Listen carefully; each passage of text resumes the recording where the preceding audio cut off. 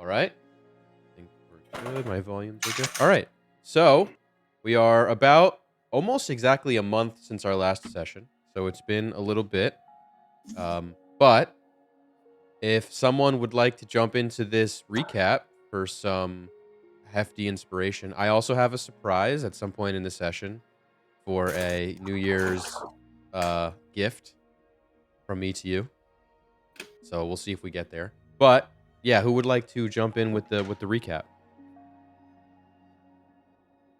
Been a month. So. I'm not feeling confident. Yeah, I could hit the very broad strokes, but Yeah, like I could give you like the most high level setup, and by that I mean, I remember we got out of a fight, and then Iris knocked the fuck out. That's not inaccurate. All right. Well, if there's no takers, whatever. Whoever wants to do. I will give it my best shot. There's no harm in trying, right? Yeah. Okay. So we're fighting. We find ourselves at the beginning of the session fighting an owlbear and her cub, and we did pretty well with that. We got the owlbear in like a stationary position. We surrounded her. The cub, I remember being kind of like a non-factor. I forget why though, but I don't remember it being all that difficult to deal with. I know that Therathari did a shit ton of damage. I know that Iris did a great job of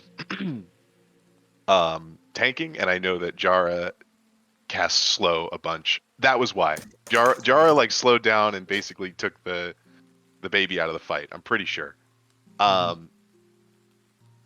Get out of that fight. It ends with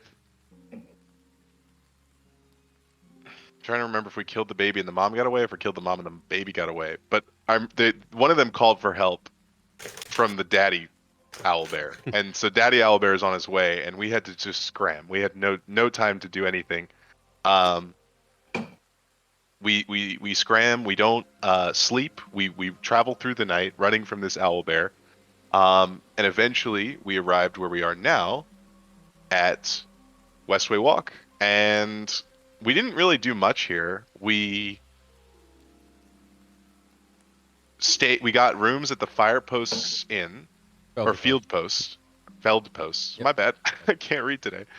The Feld Posts Inn, and we went to we went to Jenny's, and Jenny sold Felix a scope that he would like to try to attach. It's in your inventory. Yes. Yeah. Okay. Good. I think you told me you gave me the name of the item. I think I added it. Yes, lens of warning, right? Yep. And that's all I remember. I know. Yeah, Iris did pass the fuck out. She basically just like turned herself off at some point. Yeah, I believe. I don't know if I think you all still have exhaustion, if I'm not mistaken. We do. Yeah, Iris has 2 levels. Yes. And you haven't rested yet. It's about 11:30 in the morning, approaching noon after your shopping spree here, and it is like torrentially pouring. It's really bad. Hey, Jared, question for you. Mm-hmm. Did you get a chance to add that like checkbox to the ring of spell refueling? I think to so. say that it was used, just so it's like easier to keep track of when it's used versus not. Let me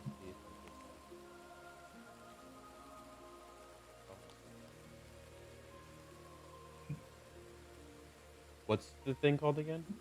Ring of spell refueling.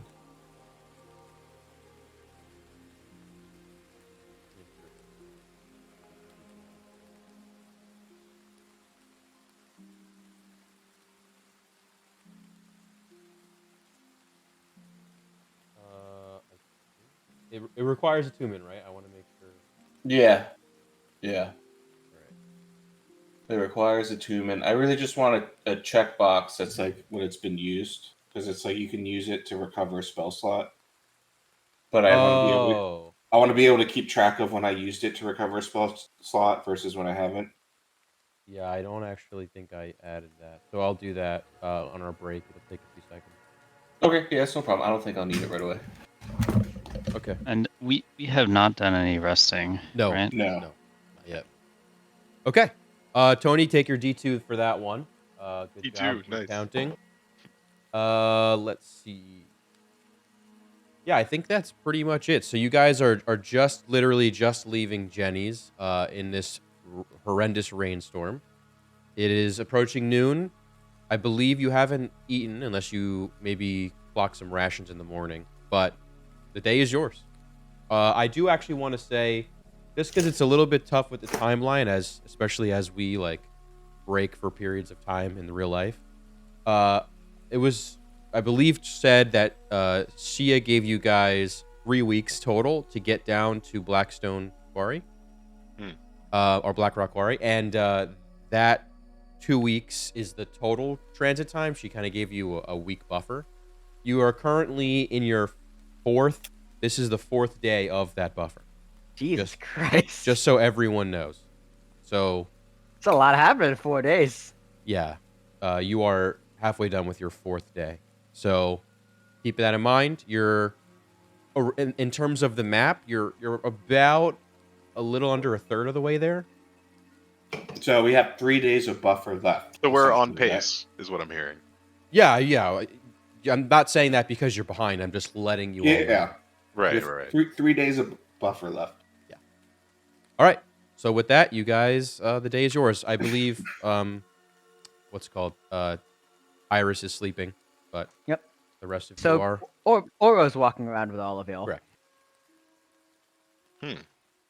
Yeah, and if I remember, Jenny's is where we are now, or at least Yep. Felix and Thera, and the prices are very high.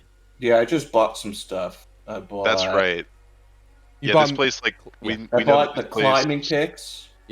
Ah, I got 2 sets of 2, and You guys upgraded your rations, and then you we bought got the I blends got of some more horny. rations. wait, did I get any climbing gear? No, didn't add it to my because we got it for Iris and Oro. Iris and Oro because the rest of us can fit on the magic carpet and Oh, go true. up. Right. And I don't think there's like a harness or something that I don't think we bought that, right? No, but also it was told to you that the Wormrin Wranglers are like a powerful guild here that deals specifically with traversing the spires if you wanted to go there. And then also I think the caveat with the way I run the magic carpet is it's not necessarily attuned to somebody, but there is a primary individual who commands it. So they must be on the carpet for it to be used. Depending on who that is, you might have to spend an evening changing that. Just to be mindful. I don't know. So yeah, pretty sure currently that's Iris, but we probably would want to change that. Yeah. Okay. Wink, wink, nudge, nudge. If you're gonna use it, I don't want you to get shit out of luck. I think that's in the item description. It should be. But all right. Anyway, I'll shut up. All right. Well, anyone hungry? Yeah, Yeah, I could and eat. tired. Yeah, I could eat and then sleep. All right. Yeah, I'm pretty tired too, to be honest. But there is some stuff I wanted to try to do while we were here. I believe our plan was we're just going to take the day and then rest up and then leave tomorrow morning, right? Right. Yeah. So okay. So what I was trying to say is I don't want to take a midday nap. I'd like to try to just catch up on sleep overnight, if possible.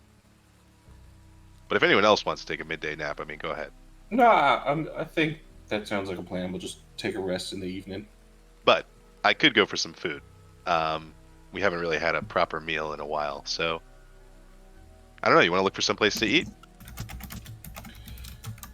Yeah, that Let's sounds see good what to we me. can find. I believe one of you has the pamphlet given to you by Hilda at the inn. The pamphlet details essentially Sanctity Square is like the higher end, upper echelon. So if you want a nice fancy place, that's where you'd go. Around the entrance here, or the entrances in general, are sort of the like, if you can call them diners, kind of. I mean, not one-to-one diner, but kind of jack of Jersey all trades. diners. Yeah. Just kind of like a pretty big menu, a wide variety of stuff, but it's all just okay. It's not spectacular. So that's kind of your range. You let me know where you want to fall on that. Well, I'm trying to put my coin elsewhere. I don't know if I want to go all out on lunch today. How are we feeling? I'm sure anything would taste good. Yeah, like quick bite to eat. Yeah. And just see what's around. Sounds good. Okay. So you're at Jenny's. If you go over by the Jovial Juggler, which is a bar, dance hall, kind of, there's a place called Rock, Roll, and Cake. It's right. I believe I can. Yeah, I did this last time. I'll label it for you guys. Rock, roll, and I'll have the rock, please. they're out of the rock. Okay, so yeah, that's that. It's right here. So is that where you want to go? That's one option. If that's good enough, we can go zoom over there, whatever you It's want. probably good enough. Yeah, that's fine with me. This All is right. just one of those like all around places. Yeah, it's like pretty. It's like on Google Maps, it's got $1 sign. Great. It's got 3.4 stars for, and so it's just like, hey, you know what? You know, that's probably fine for just a one-off stop. They recommend the Rock. All right, so you enter into this kind of mom and pop shop. It's like less of a diner and more of like a deli style with a bakery attached. The bakery is like the little section on the left where I'm kind of hovering, but the rest of the place is like a deli that does like sandwiches. It does like chicken, turkey. If you're willing to stoop low on the quality of beef, they'll do beef. But it's kind of a seat yourself, and then the waiter or waitress will come over and deal with you. So you guys find an empty table. If you will all make a perception check, actually. And I will be mindful of which direction are you coming from Jenny's. I believe there were some questions about this sort of bogged up area over here. Yeah. Do you want to pass that, or how do you want to go? I imagined that this was our route, Sure. That works but for me. but if anyone else had something else in mind, No, that works for me. Or it's just following you guys. all right. All right. So then a little bit about like what you see on the way. You'll see the White Cloth Academy. It's heavily guarded, and there are a bunch of people walking through with their signature white cloth with a gold sort of tassel tying the midsection together. Very loose fitting, droopy clothing with the hood, almost priest-like. But kids varying ages, chaperoned by these people in the white cloths, and in general, it's like a loose set of structures. It's not one building. It's sort of a spackling of buildings. And there's an undersection, which is where I guess you wouldn't necessarily see what's in there. But there's an undersection, presumably where there's extra stuff. And then there's a big tower, which is not tower, statue, which is this thing right here. That is of. Make me a religion check, somebody. Religion? All right. 19. All right. With a 19, you would know this to be one sort of rendition of Ayun. So I can link you guys. I'll just throw it in the general chat in case you guys want to see it. But essentially, Ayun is the god of knowledge, honesty, and things like that. But it's not uncommon to see them accompanying a religious institution predominantly meant for education. So not out of place, but still a nice statue. Kind of lets you know what's going on over here. You're also passing through the center, which it contains the Dawn Tower, which is a beautiful clock tower. Not super tall, but very well made, depicted almost identically here. The only addition to this tower is at the very top, there's a large sort of sun, like golden sun on top of the center point of the roof, which kind of signifies, the Dawn Father. And then lastly, you'll see a spattering of markets and stalls that are, I guess, open, but not many people are out in this weather. And occasionally you'll see some troops walk by, some luminous soldiers. There's really not a lot less than you'd expect in a town, probably rampant with thievery as people coming here either have goods from the south or are bringing them there. Not dislike the bandits you saw when you were traveling here. But anyway, that's what you see when you walk towards the rock roll and cake. Do you want to stop at any point, do anything, or you just want to go in the building? Thari is just kind of keeping to himself here. Definitely feeling the exhaustion from the prior night. Indeed. Okay. So yeah, entering into rock roll and cake, you sit down at one of the booths, look at the menu. It's a good variety of stuff. Really, anything you'd want sandwich wise is here.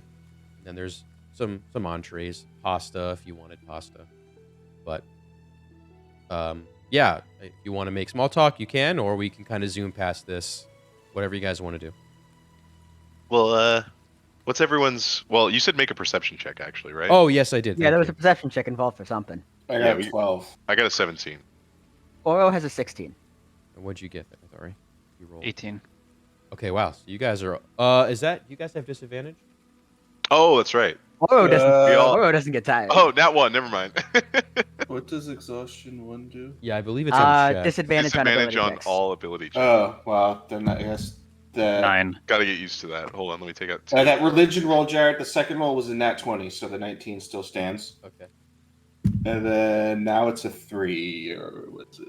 4. A 4 for perception. Wow. So It's like these are the complete opposite. pretty stats. high. Oro, sleep. Pretty high rolls. Yeah, they were pretty high for exhaustion. I was like, wow, you guys are really alert for being exhausted. Yeah. Okay, yeah. So walking in here, there is a section in the back right of the main sort of cafe, dining area, where you see a very, like an overly fat human male, like almost like Jabba the Hutt-esque, and straddling him on either side in this bench, this row, are heavily armed guard that contain chainmail as well as plate in some places, big shields they have kind of off to the side of the bench, and what you can see under the table some long swords, very well made armor and very meant to be a visual deterrent as well as look nice. But anyway, you see this very large man and his guard sort of sitting in the back of the restaurant. Do I get anything particularly out of place with that with the 16, or is that the general? Oh, you got visual? a 16. Yeah, Oro. Oro's got a 16. She don't sleep. That's good. Yes, you see hanging around his center chest is a large, it's kind of a gold chain that comes into a pendant of some kind, and it's a pyramid, and in the center is a singular eye. Okay, so he's got the ice. Yeah. He's got the Millennium Puzzle. Damn it.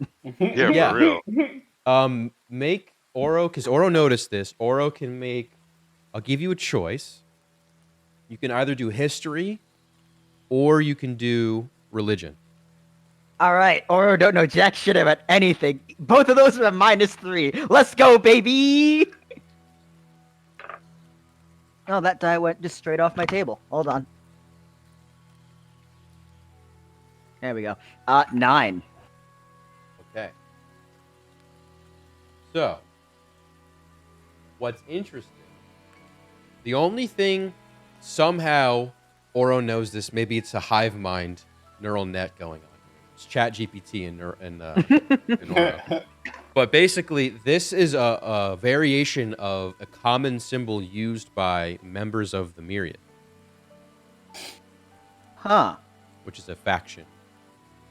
I don't think for whatever reason Oro is familiar with the phrase of the Myriad, but has no idea what its meaning is. Yes, it is. And she also can't talk, so she doesn't know how to express that. You are in a predicament. I have no mouth and I must scream. That's very true. All right, so this table over here looks good, right? Nothing peculiar going on in this establishment. Yeah, this looks fine.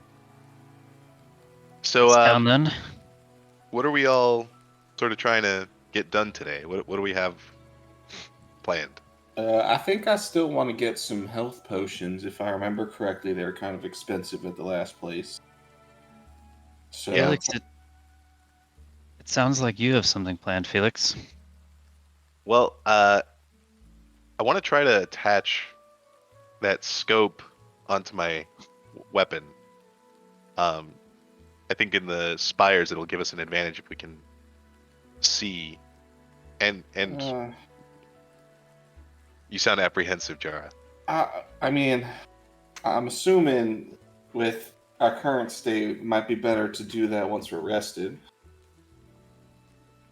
Well, sure. But I mean, I could have someone else try to do it. I think all of us would probably. Oh, I guess like have like an artisan in the city do it. I guess that Right. makes sense. That's what I meant, yeah. Because I don't know how to do it. What's your intelligence score, Felix? Just your 20.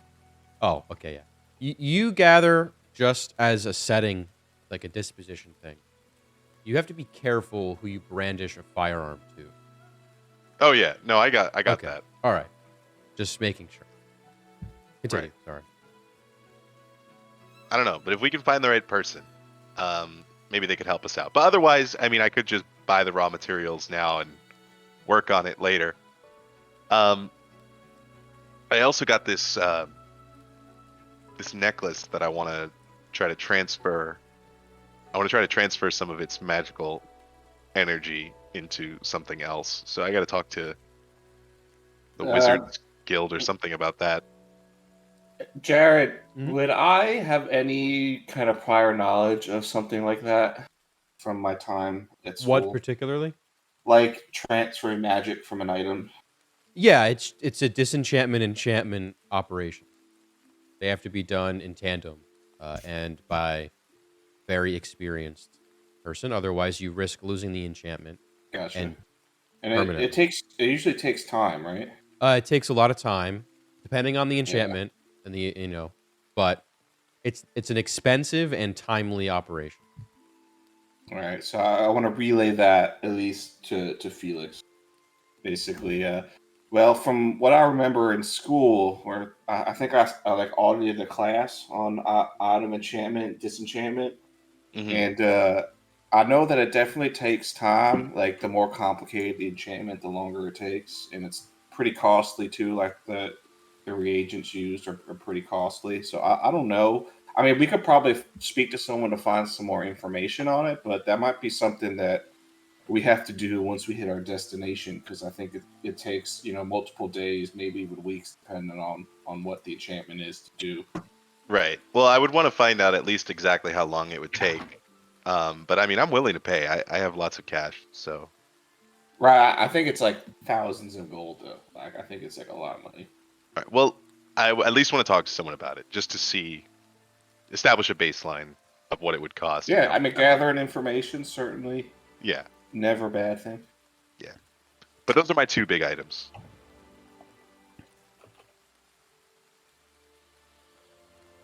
Okay.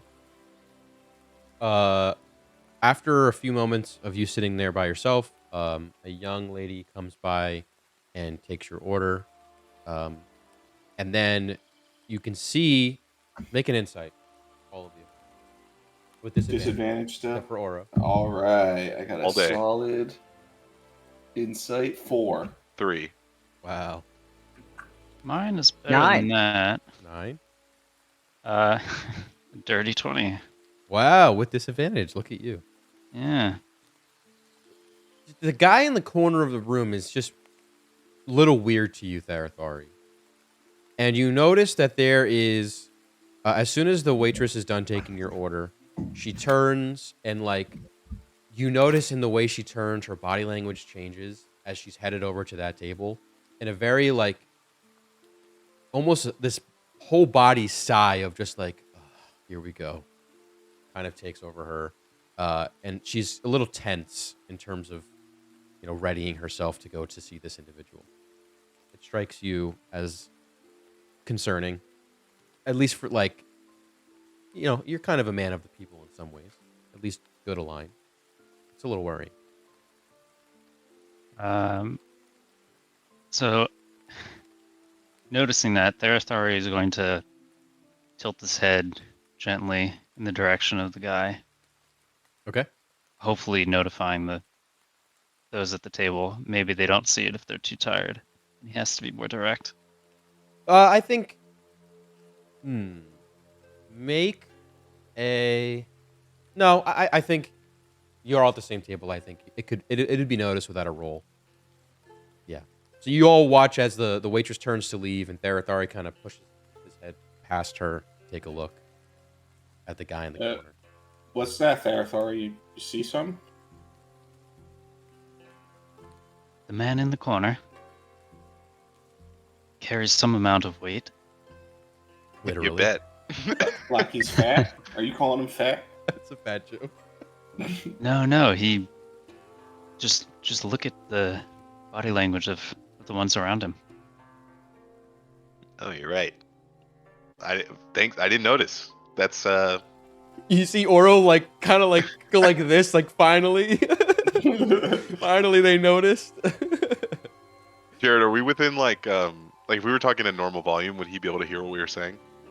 It's pretty dead in there, so there's a good chance that some words may be heard if you aren't whispering. And keep in mind, you're one of the only few parties in here. Yeah. So if you just all stare at him, it'll probably ring some bells. We should probably be careful with what we say. All right. Well, I think we just get our food and eat and mosey on out of here without causing too much of a scene or something. I don't think we have it in us for another round or something. Yeah. And I'd rather not spend more time here than we have to. If you'd all excuse me, I'm just going to use the bathroom real quick. All right. Go on, Felix. Bread is brought to the table for you guys to eat in the meantime. Felix, you get up, push your chair out, head towards the bathroom, which coincidentally is past. You have to travel past his table to get to. Okay. So he's in the back, kind of right, over here, and the bathroom's in the very back center, essentially. Okay. I guess. No, I'm not going to even look at him as I walk in. Is it a single stall situation? The bathroom? Yeah. Yeah, this place is pretty modest. It's kind of just it's a single hole. So I don't know if this is. No, wait, let me look, because I don't think this is how it works. How far away am I from the guy? I'd say probably within 40 feet.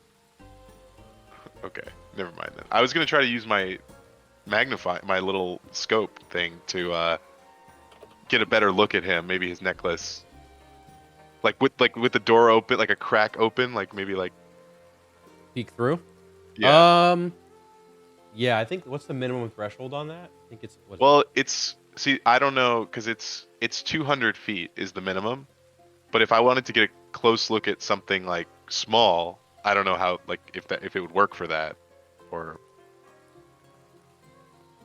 I think the way I worded it is the ranges I give you. If you are below the lowest range and above the highest range, that's when you feel the penalty. Okay. Then I will just use the bathroom and be on my way. I don't want to cause any trouble. Do you want to use your passive, or do you want to actively perceive anything? Or do you? Yeah, I'll actively perceive. I'll give it another shot, but just with my own 2 eyes. And I get a 3, so okay, it's fine. Yeah, you don't really hear anything. You can kind of see as you walk by the corner of your eye. He seems to be very abrasive and rude to the server. That's all. Okay. But you return back. The group saved you 1 piece of bread. Thanks, guys. All right. Do you want your meals to come out and kind of zoom through, or what do you guys want to do? Freshly baked, Felix. Sorry, it was good. No, it's fine. We're hungry. I get it. You want to discuss anything else? Do anything else? Or are we going through this? I'm good. Okay. Yeah, I'm good. So the total meal will come out to 5 gold for everything. Drinks, food, everything. All right. Tip. 1 gold each. Oro, did Iris give you her money? Well, Oro isn't eating anything, so. Oh, true. Man. Yeah, Oro, you ask Oro if she's been given any money, and she like gestures to her body as if to say, "I don't have pockets." Oh, you don't have a chest cavity that can hold infinitely voluminous things? Oro strikes me as a fanny pack type of character. Type of robot. Yeah. So we each have to do 1 gold and what is it, 66 silver? No, it's 10 It's a silver. scale of 100. It's a scale of 10, I think. I do 10 denomination 10. Oh, yeah, that's what I meant, 10. So 6 silver.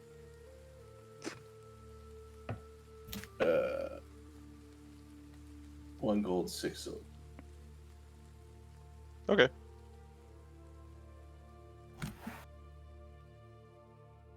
That's it. So you guys leave. And at this point, because it's about 1 p.m., the rain has slowed. Still raining slightly, but it's slowed significantly. It's no longer a torrential downpour. But you exit out the same side of the street you entered, and the rest of the day is yours if you'd like to do anything. What is the climate like? So it's raining, but is it chilly? Oh yeah, so because it's raining like currently and it's pretty windy, it's probably mid 40s. It's a cold rain. Oh wow. Typically this time of year, this is the more temperate time, so it doesn't get overly hot or overly cold. It's kind of in the middle for the most part.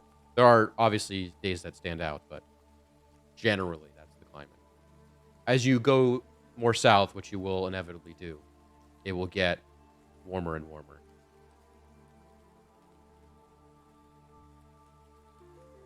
So we're in northern hemisphere continent. Yes, definitely.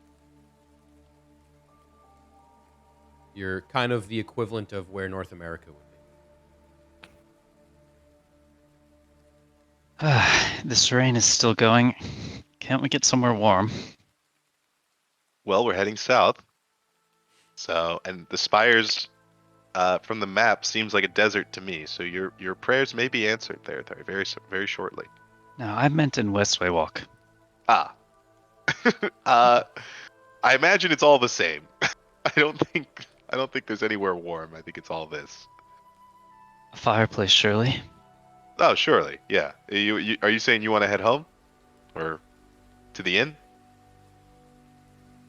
Unless, well, maybe you can do your errands, but I definitely want to turn in. That's understandable. I can go with you, Felix. I still want to try to find some health potions. All right, sure. Well, Jenny's was a little expensive. I needed to talk to some mages just to get a baseline of what that process looks like and what to expect. Maybe they have cheap health potions. I doubt it, but maybe if they're coming from the source and not like a middleman, they're a little bit cheaper. Yeah, worth a shot. All right. Yeah, so let's I don't know. Hey, waiter. Yes. Oh, we left already, didn't we? No, we left. Okay, fair. Man on the street. Random guard. Good day, sir. Yes. Can you direct me to, or is there in this town that you know of, a wizard's guild of some sort? The Magistari is the most popular one. It's the eastern side of the walls.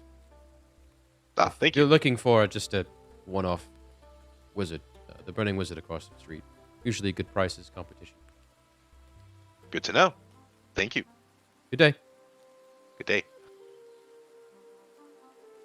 All right, let's try the Burning Wizard. We don't need a whole guild. We can just go for the prices, right? Yeah, it works for me. Okay. Therathor, are you heading back? Yes. All right, we'll catch you back there. Yeah, we'll be quick. Yeah, hopefully this shouldn't take too long. Don't spend too much money. I'll try not to. If you recall, Oro's coming along to the guild. Okay. Feldpost Inn has an enchantment going that makes their place warm and makes you dry quicker. I think I said that last time. So you should find some Good respite over there, their authority. All right.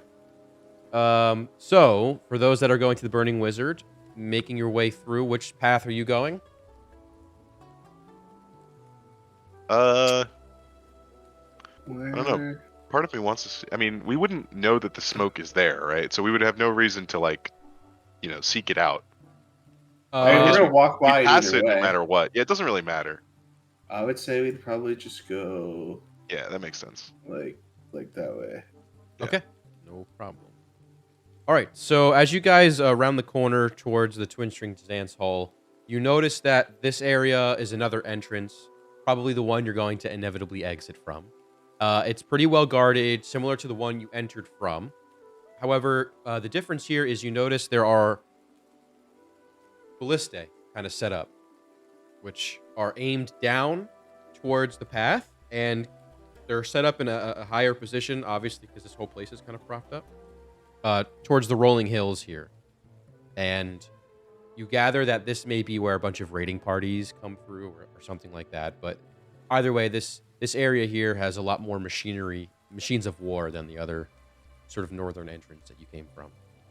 And there's also a garrison of guards, which that building is this one here, kind of their barracks area. So Can I do a perception? I just want to see if they're using anything that looks similar to like the cannons that we saw on the boat okay, a while back, or like my pistol. Like if there's any sort of gunpowder sure. technology involved. Roll this with disadvantage. Yep, that one. This is Oh. I need to sleep. Rip Yeah. in peace. It's brutal. It's Rip. brutal out here. Honestly, you can't tell whether that be through the gentle fog that's there and the rain and just being tired. You can't tell.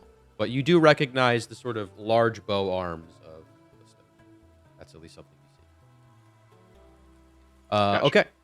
With that, you round the corner again towards the Magistari and the Burning Wizard. You can see kind of looming above the high sort of roof of the Magistari a small monument, spire of some kind. Obviously too far for you to read or see anything other than that. But it is noticeable, and it is, again, gold-capped. There seems to be a theme here with gold-capped towers. Same with the Dawn House. All right. Continuing forward here, you finally get to this fogged area, and literally, it is a soft cube of fog, taking up almost an entire block of thick fog. And you notice there are chain link fences placed around essentially this block. Fog kind of seeps out and dissipates quickly thereafter out of that boundary, but for all intents and purposes, it is a block of fog. Does it smell or anything? It does smell. It smells faintly like sulfur. It's not spreading, and it seems to be contained, at least in the area of this chain link fence. Perhaps unnaturally. Does anyone else seem to pay it any mind? Not necessarily. And what's also interesting too is you'd expect potentially some like disruption of the fog as rain hits it, but it's completely as though the rain passes through without disruption. I'll bet the wizard we're about to talk to can answer any questions we have about that. Yeah, my guess with it smelling like sulfur is it might be like a vent from the mines below. Right? There's a lot of sulfur deposits that are trapped in the earth. Yeah, they are And mining out the foundation of this whole town. And then there might just be like some sort of magical enchantment there that keeps it contained. And from stinking up the place. That makes a lot of sense. Jara, you're a smart cookie. I mean, I did go to university for a while, so I learned a thing or two. He studied subterranean mining, which is good because you're going to a quarry soon. Yeah, I audited a lot of classes. I could tell. I specialized in ice, but I did look at some earth classes for a little bit. We learned a lot about, just communing with earth and rocks and things like that. Sick. All right. You head over to the Burning Wizard. Now, as you get into the square here, you notice the spire in the center has a list. It looks like a bunch of names on there. None that you would recognize particularly, but is a monument with probably a couple thousand names. And it looks like there's a setup of maybe at one point some people were working on carving more names, but with the rain they've stopped. So there's kind of like this cart of material with tarp over it. No one's watching it, but that's kind of what you see. And then, not depicted here, but there's a nice set of shrubs that kind of adorn this, flowers and things like that. So it's some kind of monument to something with names. Gotcha. And it's gold top, like the point, kind of the pyramid at the top is gold, solid gold. All right, so you're going to the Magistari or the Burning Wizard? Which one? Burning Wizard. The Burning Wizard, right? Yeah. Okay. Yeah. Burning Wizard. All right, you notice as you kind of walk towards the front here, this is literally someone's home that they probably just work out of. There's nothing special about this building, whereas across the street there's this sort of gaudy, very nicely decorated and constructed building, multi-story building. This is just a one-story cottage, kind of. And you can see the outside is very unkempt, kind of dead grass and trees with half bush. But the inside's lit, and there's a smokestack, or there's smoke coming out of a fireplace. You walk up to the front entrance, and you kind of give one of those. It's one of those hanging things on the door. Okay. One of those. Those knockers. Yeah, knocker. You hear like a chair extend out on wood, kind of that screech, and you hear a noise. 1 second. Some shuffling of things, and 2 steps and a cane kind of hit wooden floor. Eventually, the door swings open. You see a hunched over man, a human man in his mid-80s, long gray beard, balding head with gray wisps. He wears, looks like almost a nightgown, kind of folded over and roped on one side. He's got a nice wooden cane, not a staff or anything, just a standard cane. And as the door swings open, a warm interior greets you. You see candles lit, a fireplace in the right corner, and tables in various places with magical instruments, some in cases, some not. A whole display of books that are open, or notes sprawled everywhere. Much like the front of this house, the inside is unkempt. But he says, "Welcome, welcome. My name..." Hold on. I gave you the name last time. I want to make sure I have the same one. Okay, yeah. "My name is Rober. Welcome to the Burning Wizard. Pleased to have you. Please, sit." And he like pushes... Was that Rover or Rober? Rober. Rober. Okay, like Robert without the T. Yes, correct. Yep.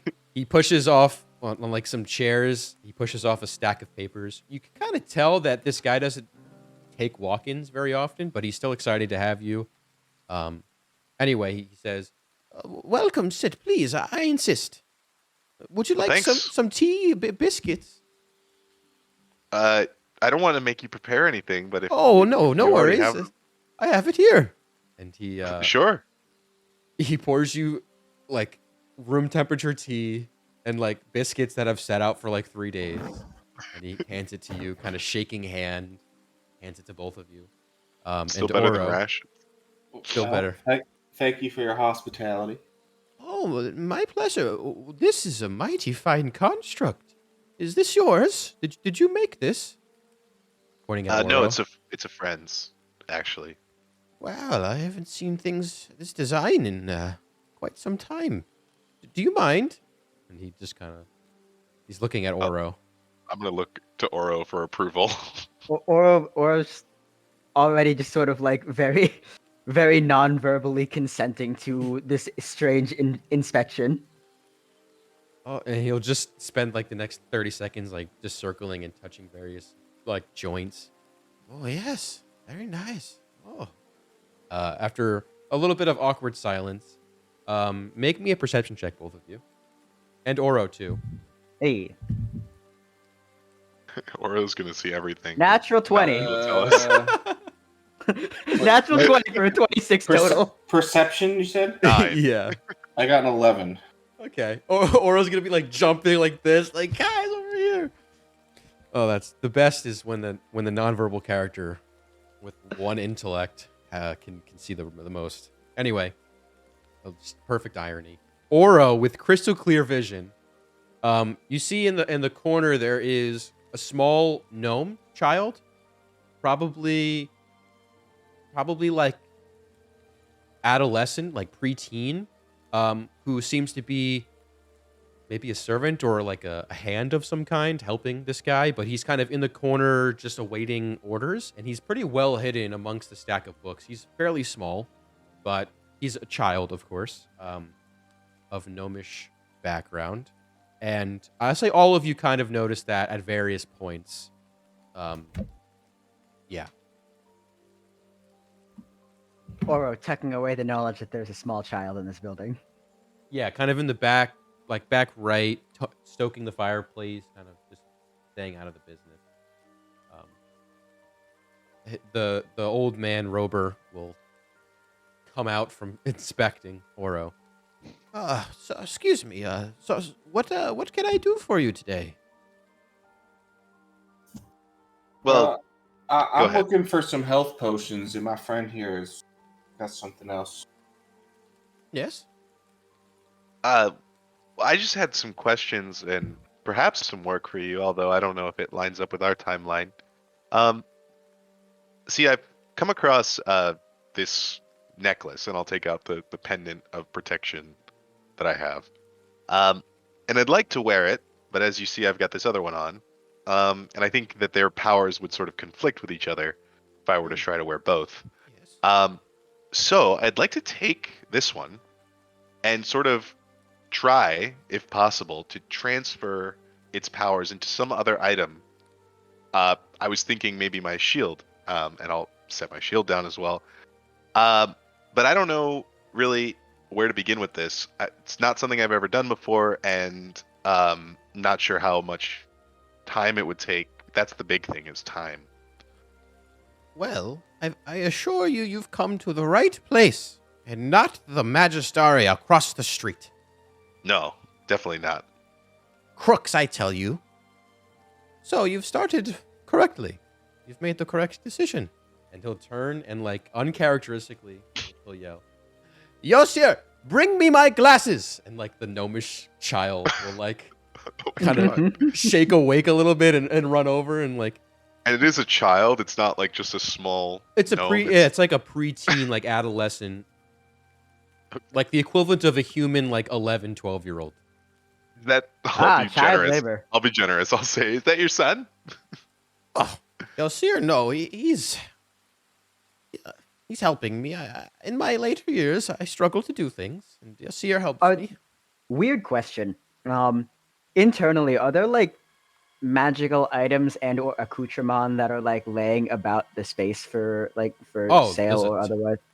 You don't know if there's no price tags on anything. Yeah, but there are a ton of things everywhere. Once Felix and Robert are working on conversation, Aura kind of just starts drifting and browsing to see anything that might look cool or anything that Iris might want to take. Okay, yeah, you could totally do that. He's totally not paying attention. You don't even have to stealth or anything like that. Okay. Just touching shiny things. I like it. Basically. Yeah.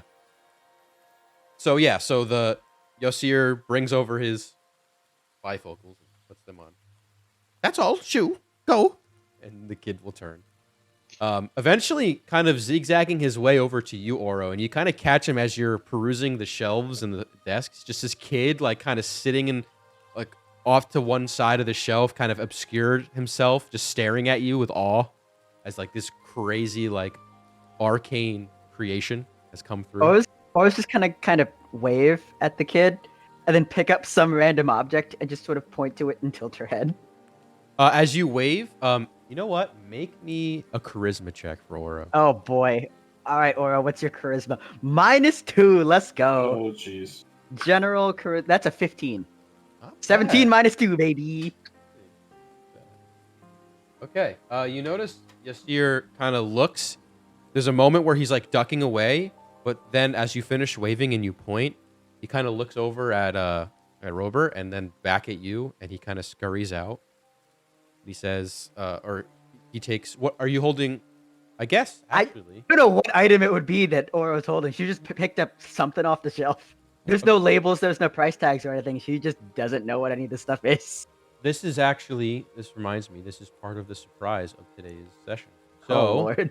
I have tediously prepared a table for the Magistare and the Burning Wizard, because I knew at least some point you'd stop here. Oh, shit. If you hadn't, that would be pretty rough. But if you'd like, you can roll. You can be the first roller on this Hell table. yeah. And, you know, whether or not it's for sale is just a question of price. D100? No, this is actually, I didn't do that much. This is a D20 roll. D20. Got it. 15. All right, so 15 is off the table, folks. Sorry. All right, a 15. You picked up, strangely enough, you picked up an hourglass. It's about, I don't know, maybe a foot tall, and there's this dark black sand in it. Just an hourglass, it looks like, at least to your eyes. Yep, it's what she picks up and sort of points at curiously. The kid will run over and he'll go, no. He'll like extend his hands. Please. Oro will just kind of like turn the hourglass over. Oh god. All right. Oh no. You turn the hourglass over. Oro. Oh no. I need you to make a con save. Let's Your go. alignment is changing. I'm just kidding. Con save. Okay. Okay. It's cocked. 19. Okay.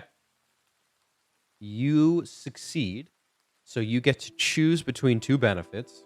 Oh dear. One is time around you is perceived to you as slower or faster. Huh. Yeah, let's have Oro slow down time for herself. Okay. Everything around you is moving at like 1 frame per second, except for you. Except for her. Except for you. Okay. Oro's kind of just gonna look around very curiously. You watch as you can. So the way this actually is working is you yourself are sort of out of body. You're watching yourself turn over the hourglass. It's not really an hourglass, but you see sand starting to trickle down, and the kid kind of running forward, trying to grab the hourglass from you. And you're watching this happen to yourself as you, a third-party observer. And then you turn and look, and the fire is sort of shimmering in slow motion. Rober is moving in slow motion, slower than he already moves. Your She's having an companions are out-of-body experience. It's very strange.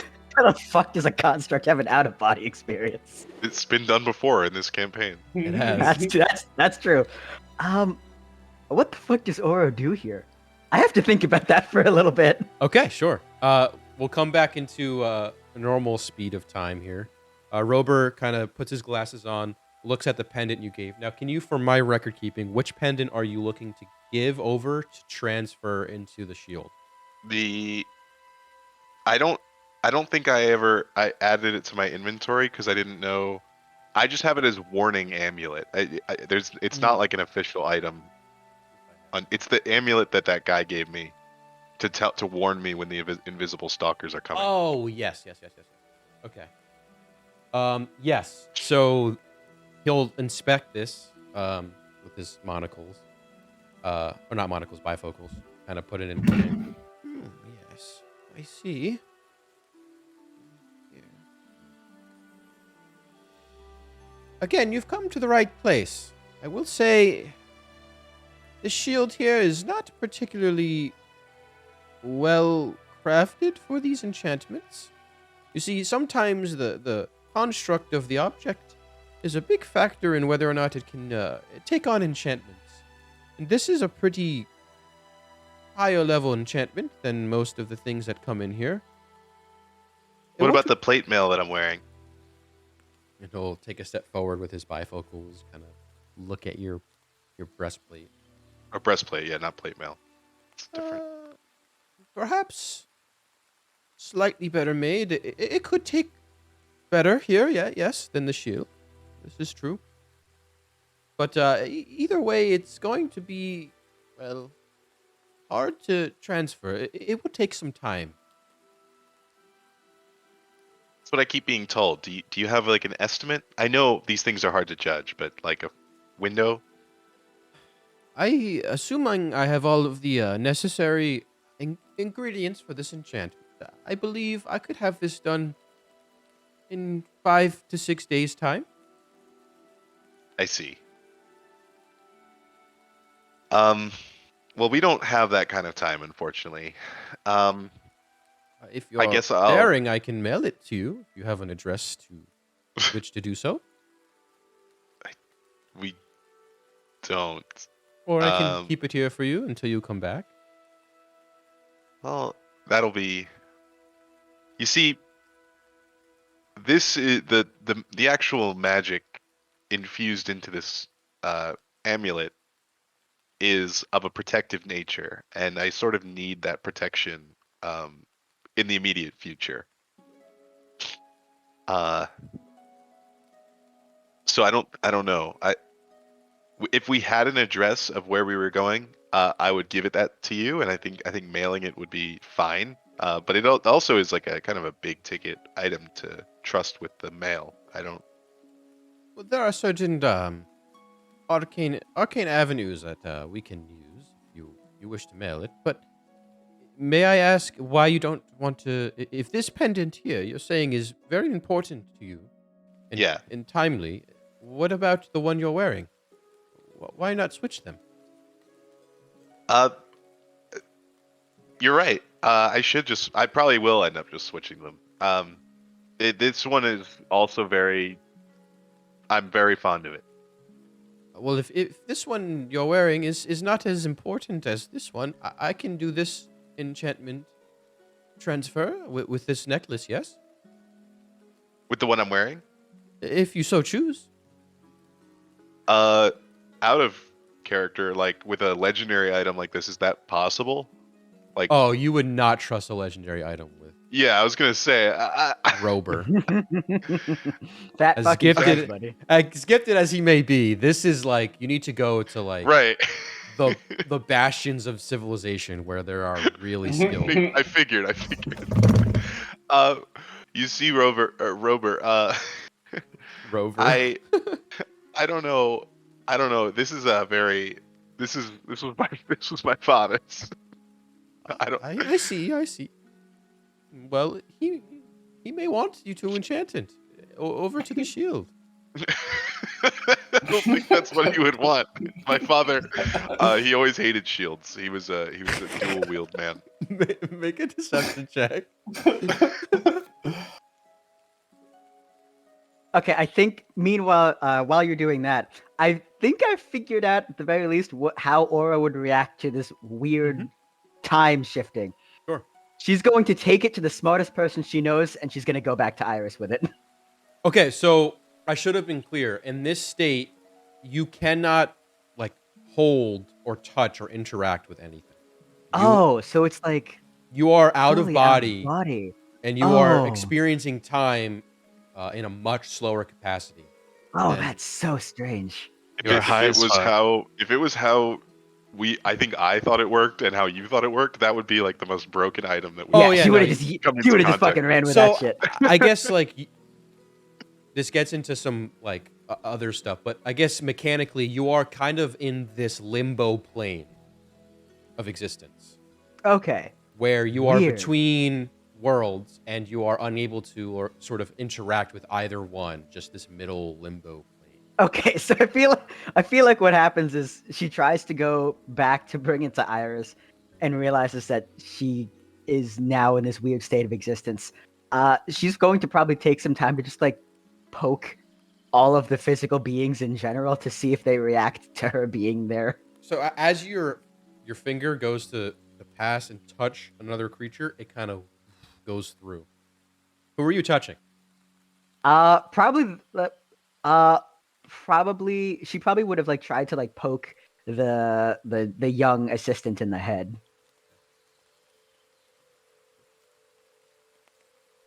Okay, good to know. All right, yeah, your hand kind of just goes right through. Okay, seeing that nothing else is happening, she'll go over to Robert and do the same thing. Okay. Good to know. All right. once neither of them react to her, she will probably attempt to try and like look at the other artifacts before realizing she cannot interact with them. Okay, you can go kind of one by one. There's only 20 options here, and see if you can kind of touch them if you'd like. That's probably what she'll do while she's in this. If you think of limbo-ish. anything, just butt in, and we can always. I mean, this conversation will take, by your timeline, an hour. She has does she know she's going to be in this slow limbo for an hour or no? No, you have no idea the timeline. Okay, word. Yeah. All you if see no one else is the kid is going and still in the process of grabbing the hourglass from. If no Oro. one's going to be interacting with her or reacting to her, she's going to start taking a look at every single item in the shelf. Okay. I have a question.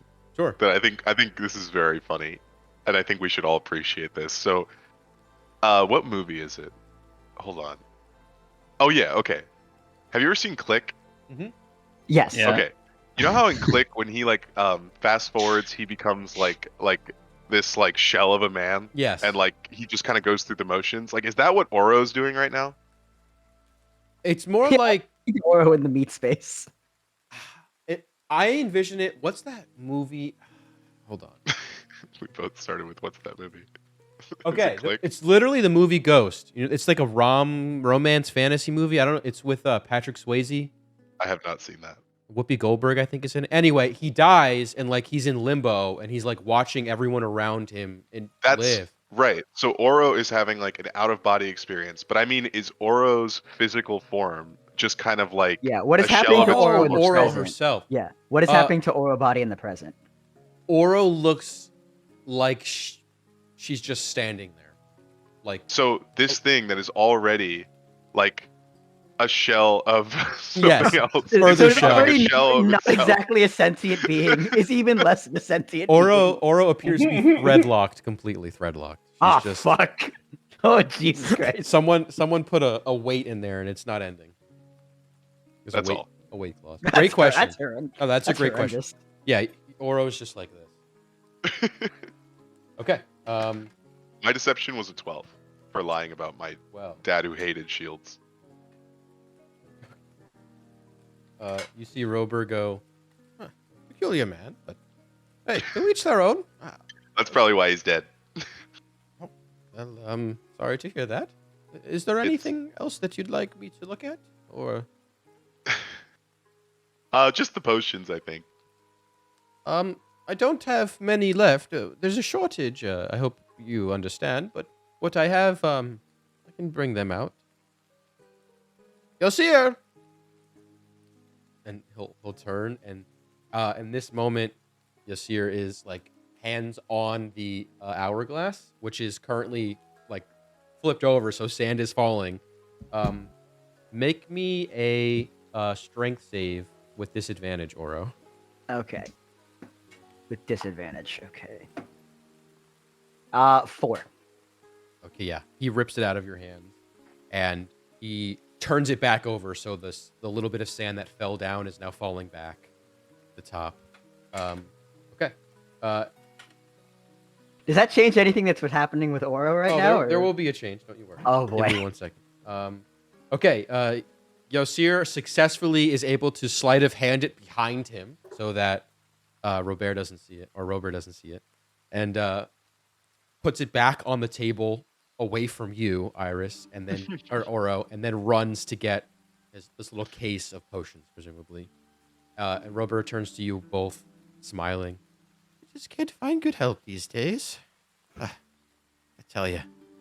Back in and as he's about to go into this monologue, the kid comes back with the case, plops it on the table in front of you guys, and opens it.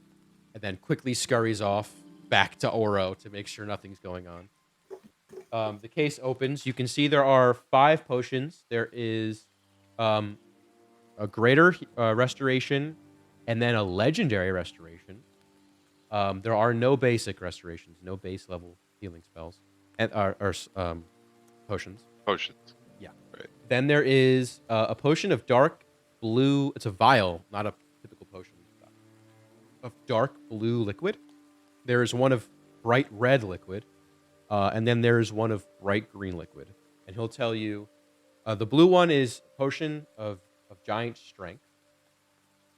The red one is a potion of fire breathing, and the green one, the bright green one, is a potion of night vision, and in it's basically like a tracking potion, enhanced like survival instincts, whatever, for a period of time. While Jara is looking at those potions, I will say to Rober, well, so you say you need extra hands here to help you run this establishment? Well, I suppose an extra pair wouldn't be, would be nice. Well, boy, do I have something to show you. Alexa, and I'll make my little Alexa thing appear. Okay, appears right above you. I don't know if we ever talked about the way it looks, did we? Yes, it's a ghostly garden gnome. Yes, ghostly garden gnome. I love it. I have a gnome assistant myself. That is, sort of lives in this orb thing. How convenient. Mine lives in the corner over there and listens half the time. Well, this one listens all the time, and you never have to feed it or really even house it or take care of it at all. And it does whatever you ask. Can you demonstrate for me? Sure. Alexa, can you hand me something from that pile over there? And I'll point to where all the magic items are. Roll me a d20. You get a 15 reroll. All right. I got a 6. Okay. 15 and 6 are taken. Okay. This is a...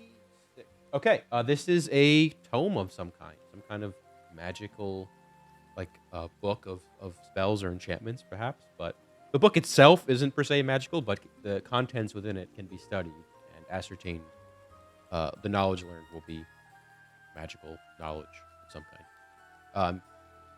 Alexa comes over, scoops it up, and brings it. Oh, my Alexa went off. Never mind. Sorry. Too much power. Yeah, too much power. It's so much power to break the fourth wall. Yeah. Brings it over to the table and awaits your command to drop it. All right, drop it. Kind of clangs on the desk. Boom, boom. Oh, very nice, very nice. It seems to be. What else can it do besides bring books? Well, what else? What sort of help do you need around here? Well, one thing I've been trying to teach Yasir is to read and to help me translate some of these older texts into newer forms so as to preserve the writing. You see, it's old books, much like me, begin to fall apart. Alexa, do you have a translation protocol? Yes. Can Transcribing. you translate some of this text here? You watch as the gnome flies down, begins to read and line by line like a printer, print text. This seems to fit your needs. I feel there's a proposition coming here. Well, While our they're needs. discussing, Jared, can I pick up that book that was dropped and look at it? Sure. We'll get to that after, but Our needs are some of the items that you have around here, and I can see that Alexa here would be of much greater use to you than to me. So all I'm proposing is perhaps some sort of trade. what do you have in mind? I could leave Alexa here if we could have some potions free of charge. Okay. Before we get to that roll, Oro. You make decent progress on looking at some of these items. You can't interact with them, but you can kind of observe some of them. Okay. Make me just an Arcana check to see if you can pinpoint them, because there's a lot of shit in here. Oh, dear. Not all of it's valuable magic. That is a dirty one. Okay, yeah. So you kind of make your way over to various items, whether or not they're of arcane nature. You're not entirely sure. It's also tough to break this sort of the wall between these planes and sort of get that arcane sense. But there's two things you notice. One, almost as though a sixth sense kicks in. You feel like there's something living on this plane with you. As though it's so barren and waste, and like, not waste, but so barren and sparse, and there's nothing on it because it's this in between.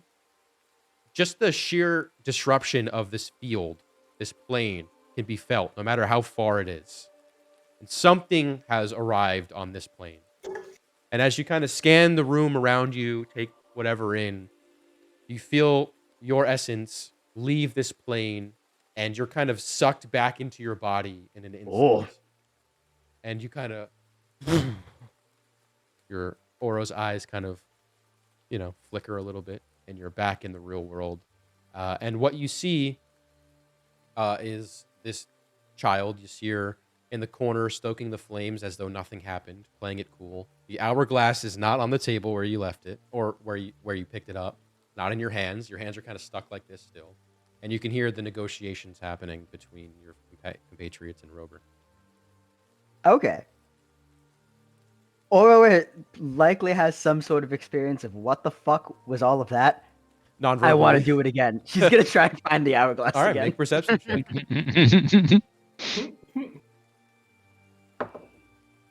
14. Okay. You begin to look around. If you like to stealth at all? Oro doesn't know what stealth is. Fair enough. So you're she's also technically a giant suit of plate armor, so it wouldn't do her any good anyway. probably clank, clank, clank. Okay, so yeah, you're zooming about trying to find this hourglass. Eventually, Yasir realizes what you're trying to do and will attempt to meet you. But zooming back over to the negotiation desk here. Oceans. Which of these are you in making part of this deal? I will turn to Jara as he is the. Well, actually, I'm the potion expert. I'll turn to Jara to turn back to myself. He's the one who wants the potions. So you said there is a giant strength. Giant strength. There's fire breathing. Fire breathing. Then there's tracking. Like tracking, enhanced survival instincts, and then there's a greater and a legendary restoration. And a legendary restoration is how many D4s? I actually mine don't follow the exact chart. They actually add a little more. But let me pull it up. So the legendary for me is superior, not supreme. I changed the name purposefully. So a superior is 8d4 plus 8. Mine is 9d4 plus 8 plus your con modifier. Ooh. Well, the legendary healing potion is appealing, as well as the strength potion. I'm afraid the health potion itself, I think, would be worth this trade, but together it seems a sum too much. How much would the strength potion add to the costs here? Well, normally I'd sell this for 300 gold. I'll do 200.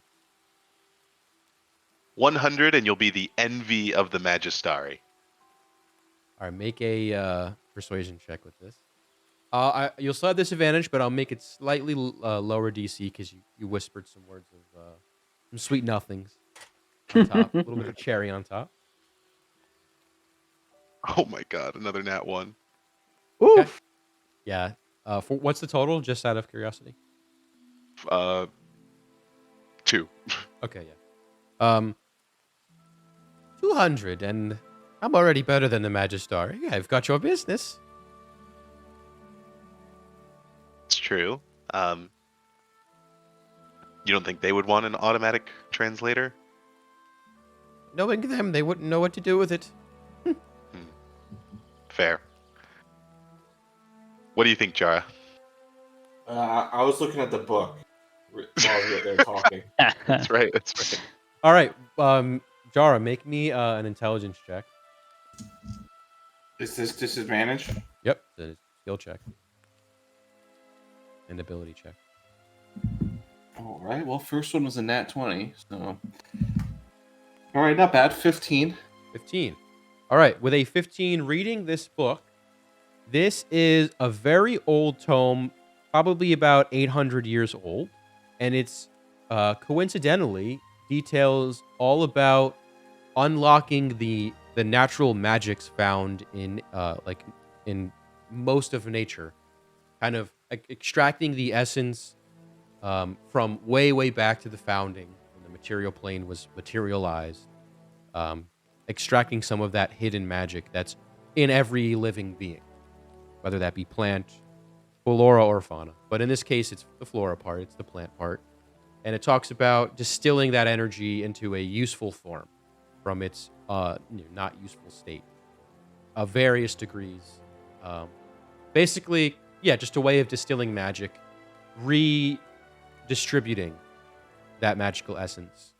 And it also talks about, interestingly enough, this is the part that's a little bit muddied for you with the 15. It also talks about what you can do with the byproduct of like what's left over once the magical energy has been released from something living. And it talks a lot about that, but a little bit above where your head is at currently. So it's like a potion making book almost? It's not potions. It's literally like, it's strange. This is something that you probably would have touched on when you were at the academy, but it's the raw form of magic, almost like stem cells in like biology. It's like magic that can be used to convert into any other kind of magic. It's like the base form. Very interesting. Reminds me of Aragon. Read that series. Yes, it's similar. I call it magic flux. That's kind of what my word is in my world for it. It's like this magical flux energy that is the basis of living matter. But that's what the book's about. And you get to those last pages as you're nudged, your shoulders nudged by Felix. Sorry, I was looking at this book here. It seems kind of interesting. I'm talking about like refining magic from plants and things like that. That's a good one. Classic. Literally, it's old. Older than me. Not many things are these days. Anything about refining magic from minerals? As far as I got, it was mostly organic plant life. Right, Jared? There wasn't anything about rocks, right? No, it's just plant life. I was looking for the one. This is particularly for the flora of the world, but there's one for fauna. And that one, from what I'm told, has some true secrets within its pages. I can't find it, but if I do. Have you read through this one? Oh, many times. What kind of things did it teach you? Well, the interesting part of this book is basically the back half talks about what's left from the essence once it's removed, and that to me is the most illuminating. Really, I mean, magic is magic. The flux energy can be redistributed, but what's left over can form the basis of some very interesting magical construct, because it's ripe to be essentially a battery of magic. Because without it, it leaves a void that can be filled. And then, in particular, I've been working on a creation that is still in research. And he'll turn, Yasir, bring me the staff, please. And Yasir will fetch from another room one of the few items tucked away in the other room. If you rolled a natural 20, this is what you would get. Or find. But anyway, he brings forward a very gnarled, almost like, it looks like it's been burnt and like the ash has stained this wood. It's a wooden staff, kind of gnarled and like crooked and bent in all sorts of weird places. It's like literally the life essence has been sucked out of it, and it's like this dried, aged piece of like wood in staff form. And you can see there are runic inscriptions on certain parts that he will say, "It's not complete, but I've been working on this. Essentially, what's left over is a void of matter that I think can be used in various ways to combine magics that cannot be found naturally in a much easier form. And my theory He'll actually pause and catch himself. Wait a second. You aren't working for the Magistari, are you? No, sir. We're just passing through, to be honest. Make a persuasion check. Even though it's the truth. Yeah, that's why it's not deception. I help to negate the Yeah, sure. disadvantage. You can give him a flat roll here. Okay, and it didn't roll too great. I got a 6, but it's an 11. Okay.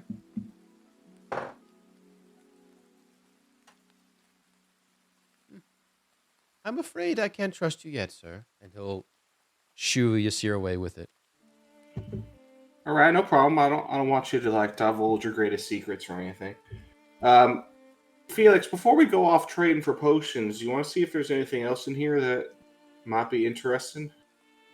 Yeah. We I could mean, always potentially buy potions, but maybe a swap like magic item for magic item might be better. true. Well, does that book interest you? Maybe. I mean, it does seem interesting, but you know, I haven't even taken a look around, so I'll maybe see if something else catches my eye. Rober, is that pile? Are those things for sale? Well, anything's for sale with the right price. May we take a look? Do you mind? Please, by all means. If you need me, Father Yasir. All right. He'll sit in his chair. While that's happening, we're we're moving over to Oro. Oro, you are on one side of this sort of narrowed, it's not a hallway, but narrowed piece of the room just because there's shit stacked so high. And Yasir is on the other side. And in the center is the hourglass on this table. I need you to make me a dexterity check against. Just a quick check. Yep, against Yasir's. All right, so we got. Oh nope, that's a natural one. All right, you stumble forward, almost diving towards this hourglass, and as your fingertips touch it, Yasir yanks it from you. He kind of tucks it away behind his back. No! And he'll turn and run the other way as you clang to the floor, kind of sprawled out. You hear this loud ding. With a natural one, you fell, my friend. Yeah. Oro's going to like slowly get back up and just. You hear like the tables kind of shake a little and things rattle onto the floor. As Oro's gonna try and snag Robert real quick. Okay, Robert's sitting towards the front. He's at his desk in his high chair. Yeah, Oro's just kind of like gonna poke his shoulder. Yes. Oh, it's you. And she's gonna point over to where the hourglass was and the original, like in the original display, and it's not, like just sort of point out, hey, there was something there before, and it's not there anymore. All right, how do I want to do like this attempt to communicate? Do a charisma check. Oh God. You are an otherworldly construct potentially. 16. That's not bad. He kind of rubs the scruff from his eyes after like dozing off instantaneously. Did you? What? Oh, that's strange. I could have sworn I placed it there. Are you looking for the hourglass? Yes. Huh. Yes, here. And you're scurrying over. Did you perhaps see my hourglass? This fine creation wants to inspect it. This year will give you the dirtiest death stare you've ever received. I will smile at this child. This death stare transcends time. You don't need to know anything. But you know this kid just stared into your soul or whatever's underneath.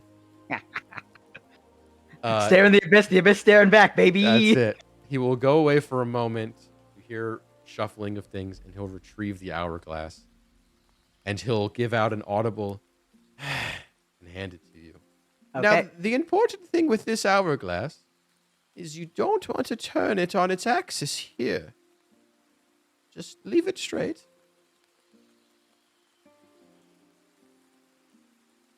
I'm going to just sort of like hold on to it, and I'll go and try and grab Felix.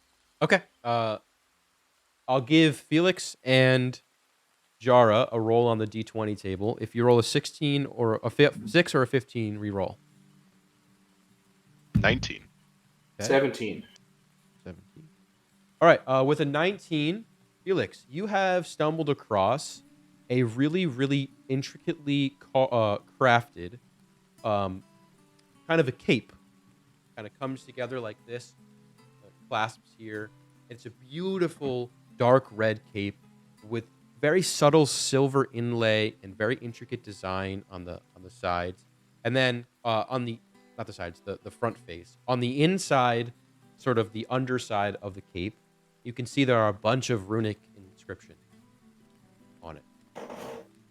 They're kind of not made with twine, but like almost stenciled on somehow.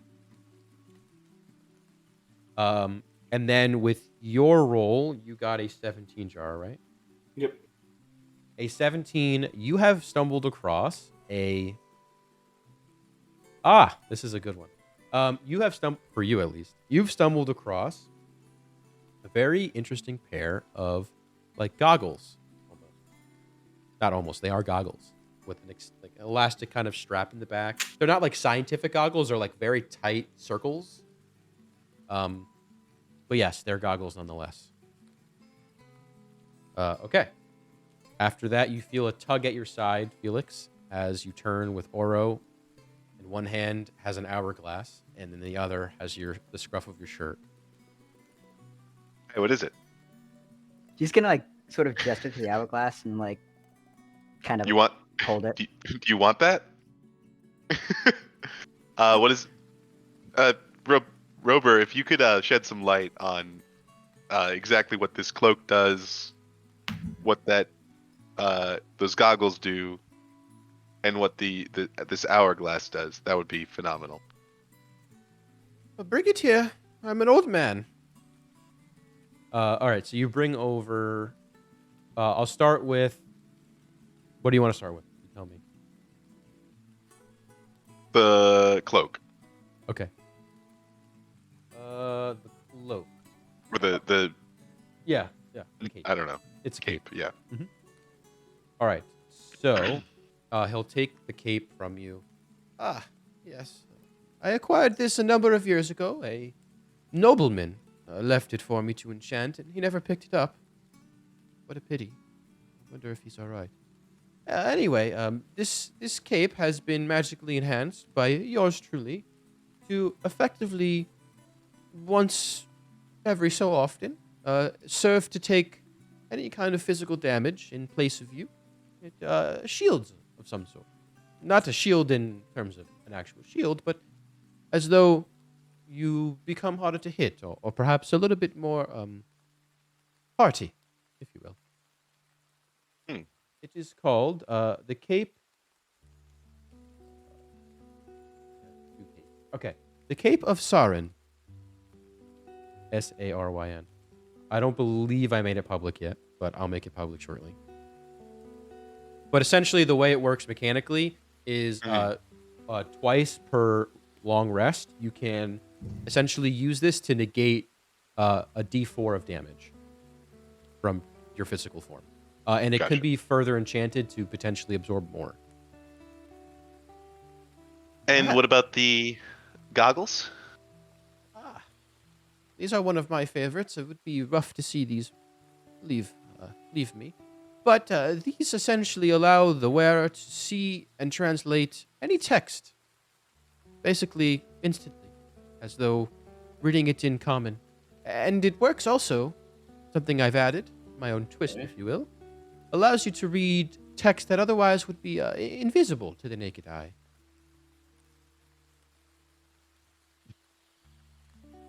I am interested in that.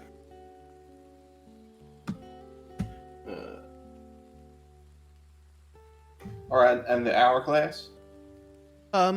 This one would be quite pricey if I were to let it go, but for the right price, it essentially allows the wielder to, how do I say, experience time dilated or constricted, speeding up or slowing down.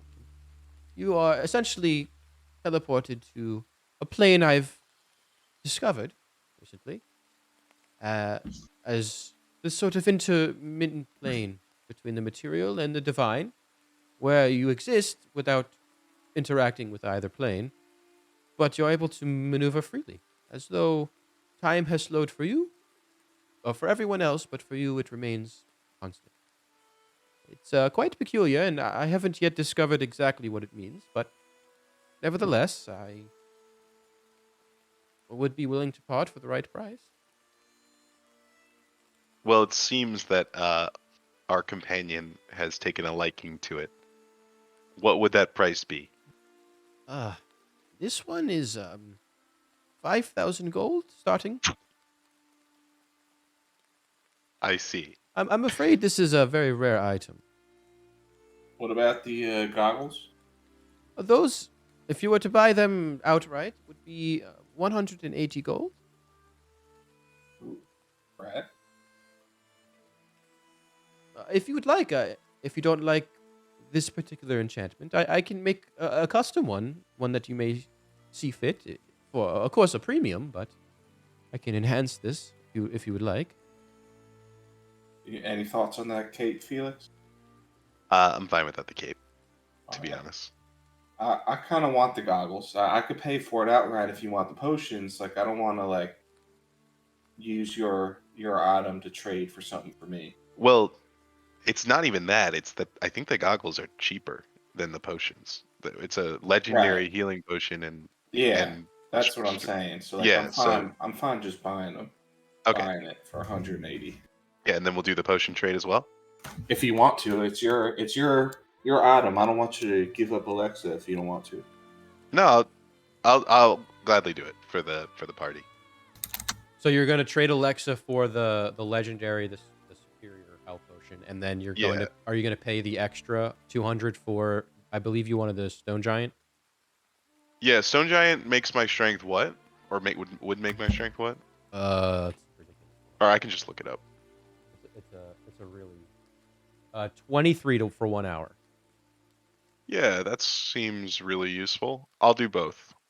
Okay, so you can add the potion of stone giant strength, and I believe, yeah. So I said I should probably make my own version of this. So just add it for now, but do the superior health potion.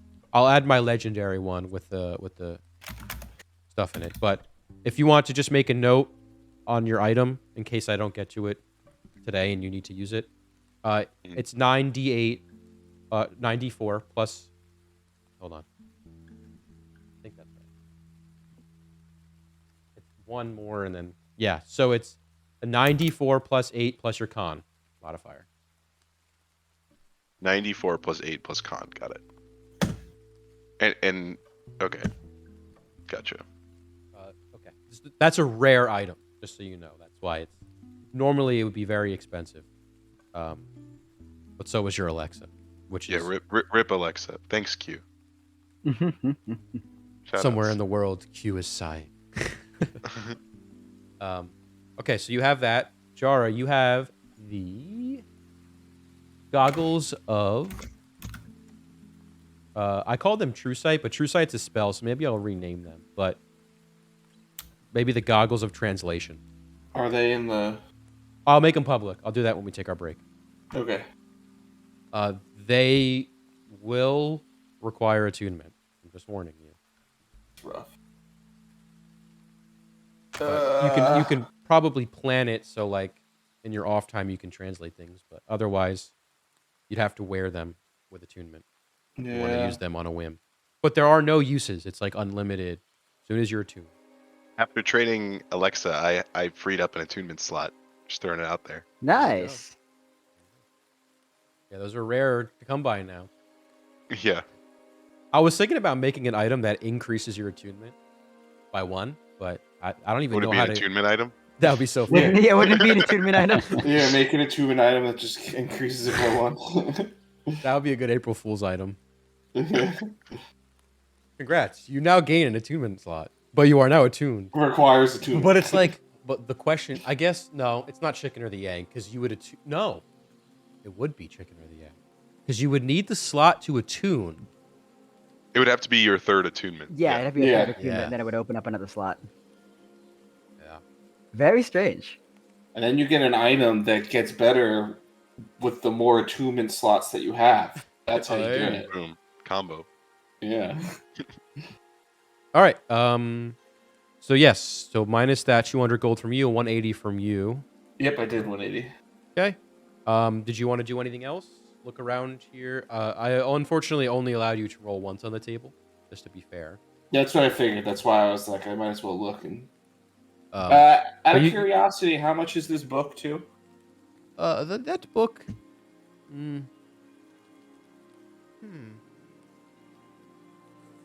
What did I write? Ah, I left this up to chance. So it's the base price is 200 plus another D100 Okay. to be rolled by you. Right. You want me to roll it? Okay. Roll it. D100? Disadvantage. D100. Yeah, with disadvantage, this is a skill check. No. Chance skill. 58. Okay, so 258 gold. 258 gold. Since I bought the goggles, can I make it a flat 200? Make a persuasion check. Disadvantage of persuasion check. Alright, well, we'll see. 8. No, you got a natural 10. I'm afraid discounts are hard to come by these days. Full price. Right. 258? Yep. Alright, I'll do it. All right. And you. what was that for? You got the goggles and something else? I got a book. All right. You have Well, the book. was it that other? Was that magical essence book? Yeah. Yes, the book is called The Flux.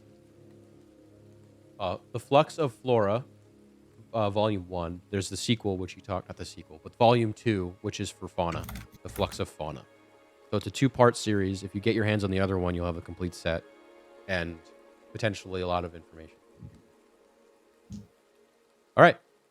With that, I do want to take a break. I have to pee. I know we're only like an hour and we're almost 2 hours in here. So we'll take a 5-minute break. We'll come back around 5:50 and pick up out of the Magistari. Sounds good. All right. Yep. All right, we are back. You guys have just purchased from the Burning Wizard from Rober.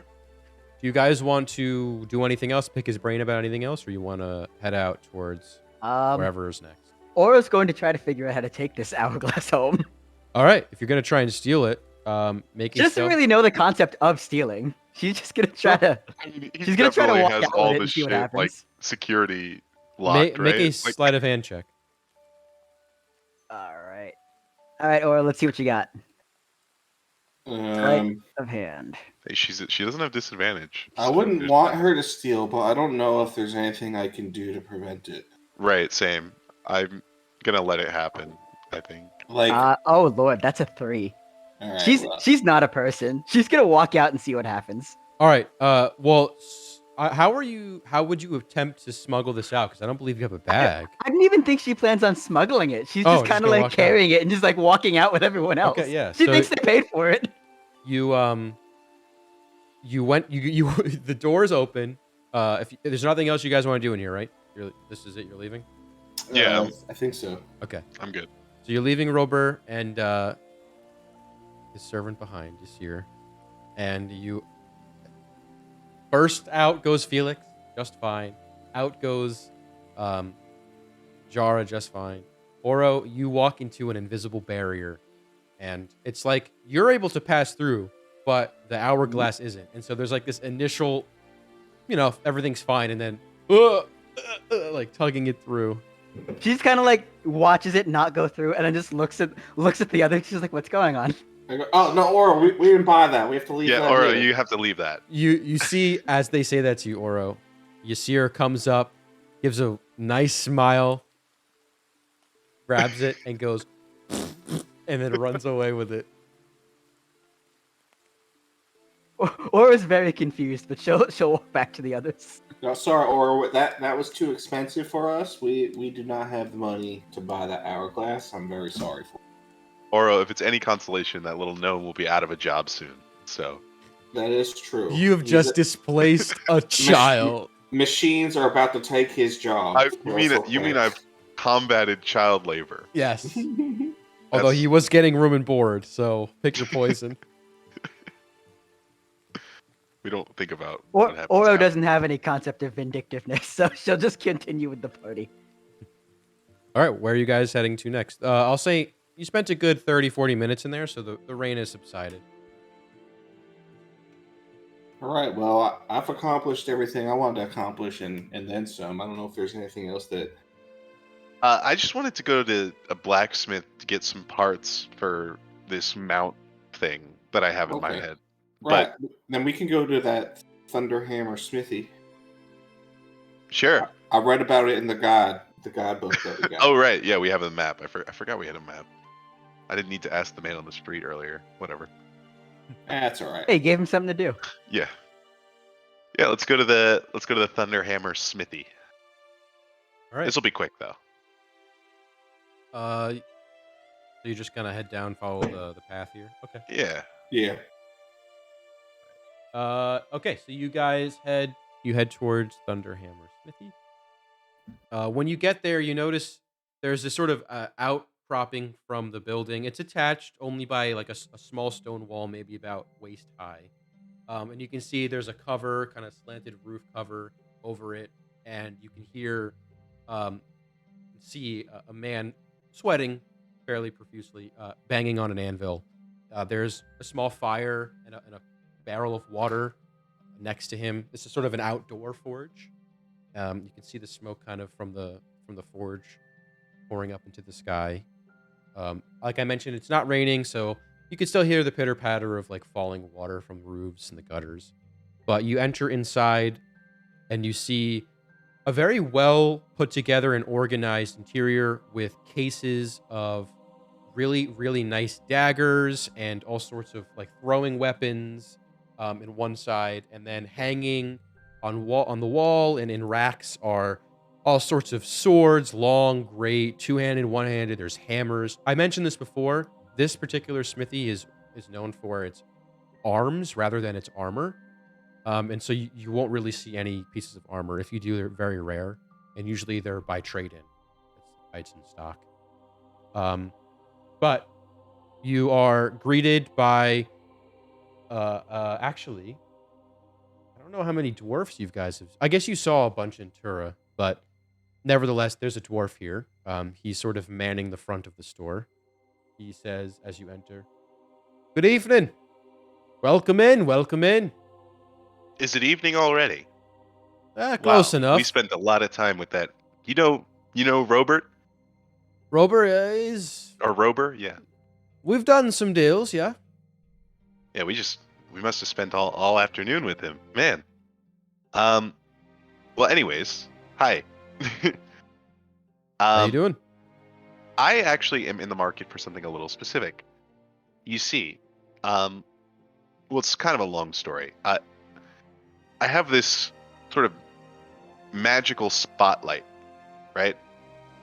I want to mount it onto like a fixture. But I don't have actually anything to mount it with. I have the fixture, I have the spotlight, but I need to put them together. Would you happen to have anything I could use for that? That like a metal sort of like mounting device kind of thing?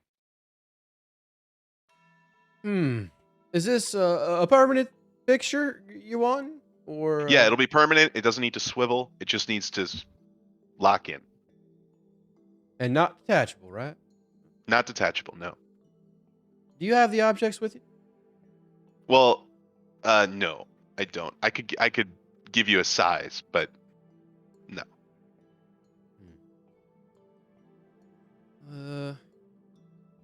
Let me ask the Master Forge here. Felric, we got a question for you. You hear the hammer on the anvil stop. I'll be 1 second.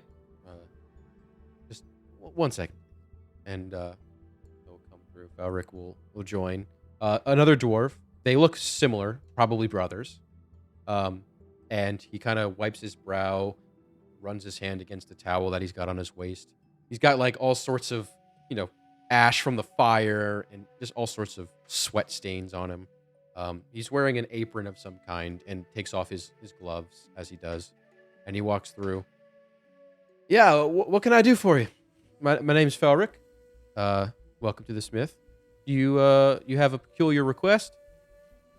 Yeah, I see. So I have this like cylindrical device that I just want to mount onto a fixture. Like I was telling this gentleman here, I don't want it to swivel. I don't need it to detach. I don't need it to move at all. I just need it to lock into place. You have the dimensions of this device, the weight. Yeah, and I could give you both. Yeah, I could give you all the dimensions, everything you need. What's your timeline and budget? Tomorrow morning, if possible, and okay. I'm sure I can afford a piece of metal. I don't know what it would cost me exactly, It's but really the labor and the expedited time here, because we got a lot backfilled, right? And he'll look at his brother, whose name is Garos. Right, Garos? Yeah, we're pretty booked. If this needs to be rushed, we'll have to charge you a pretty big premium. We are one of the only smithies in town, and we get a lot of good business. Can I insight? Go ahead. Absolutely. Hey, not bad. Okay, first decent roll of the session. 16.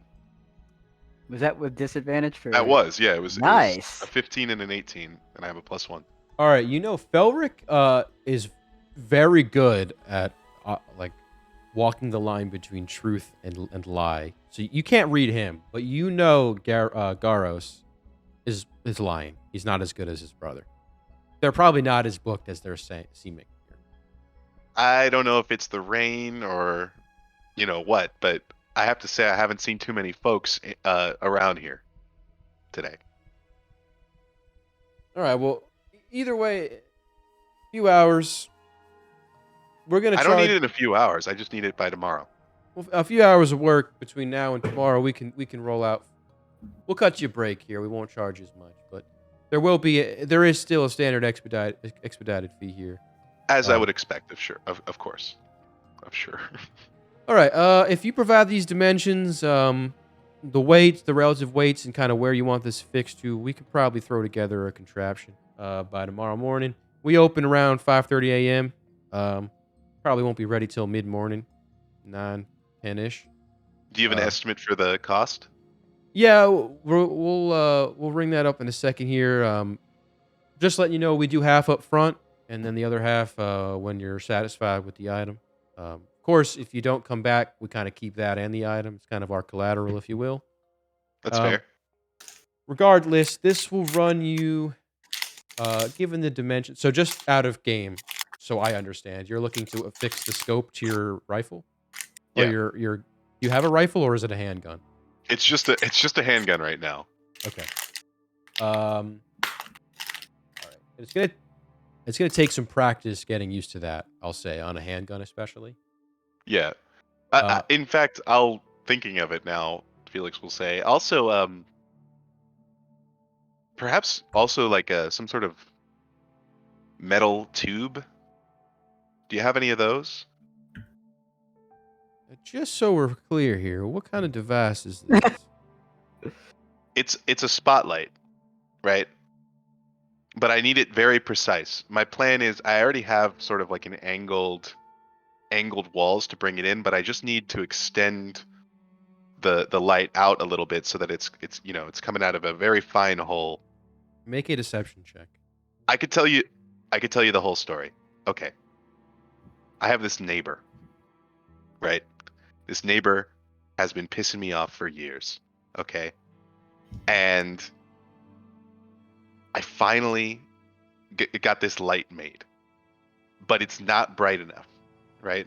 So I can only make it bright by making it a little bit bigger, but I need a really narrow hole so that I can shine it through his window and get it just right. When he's sitting at his desk, he's writing, he does all his work at his desk.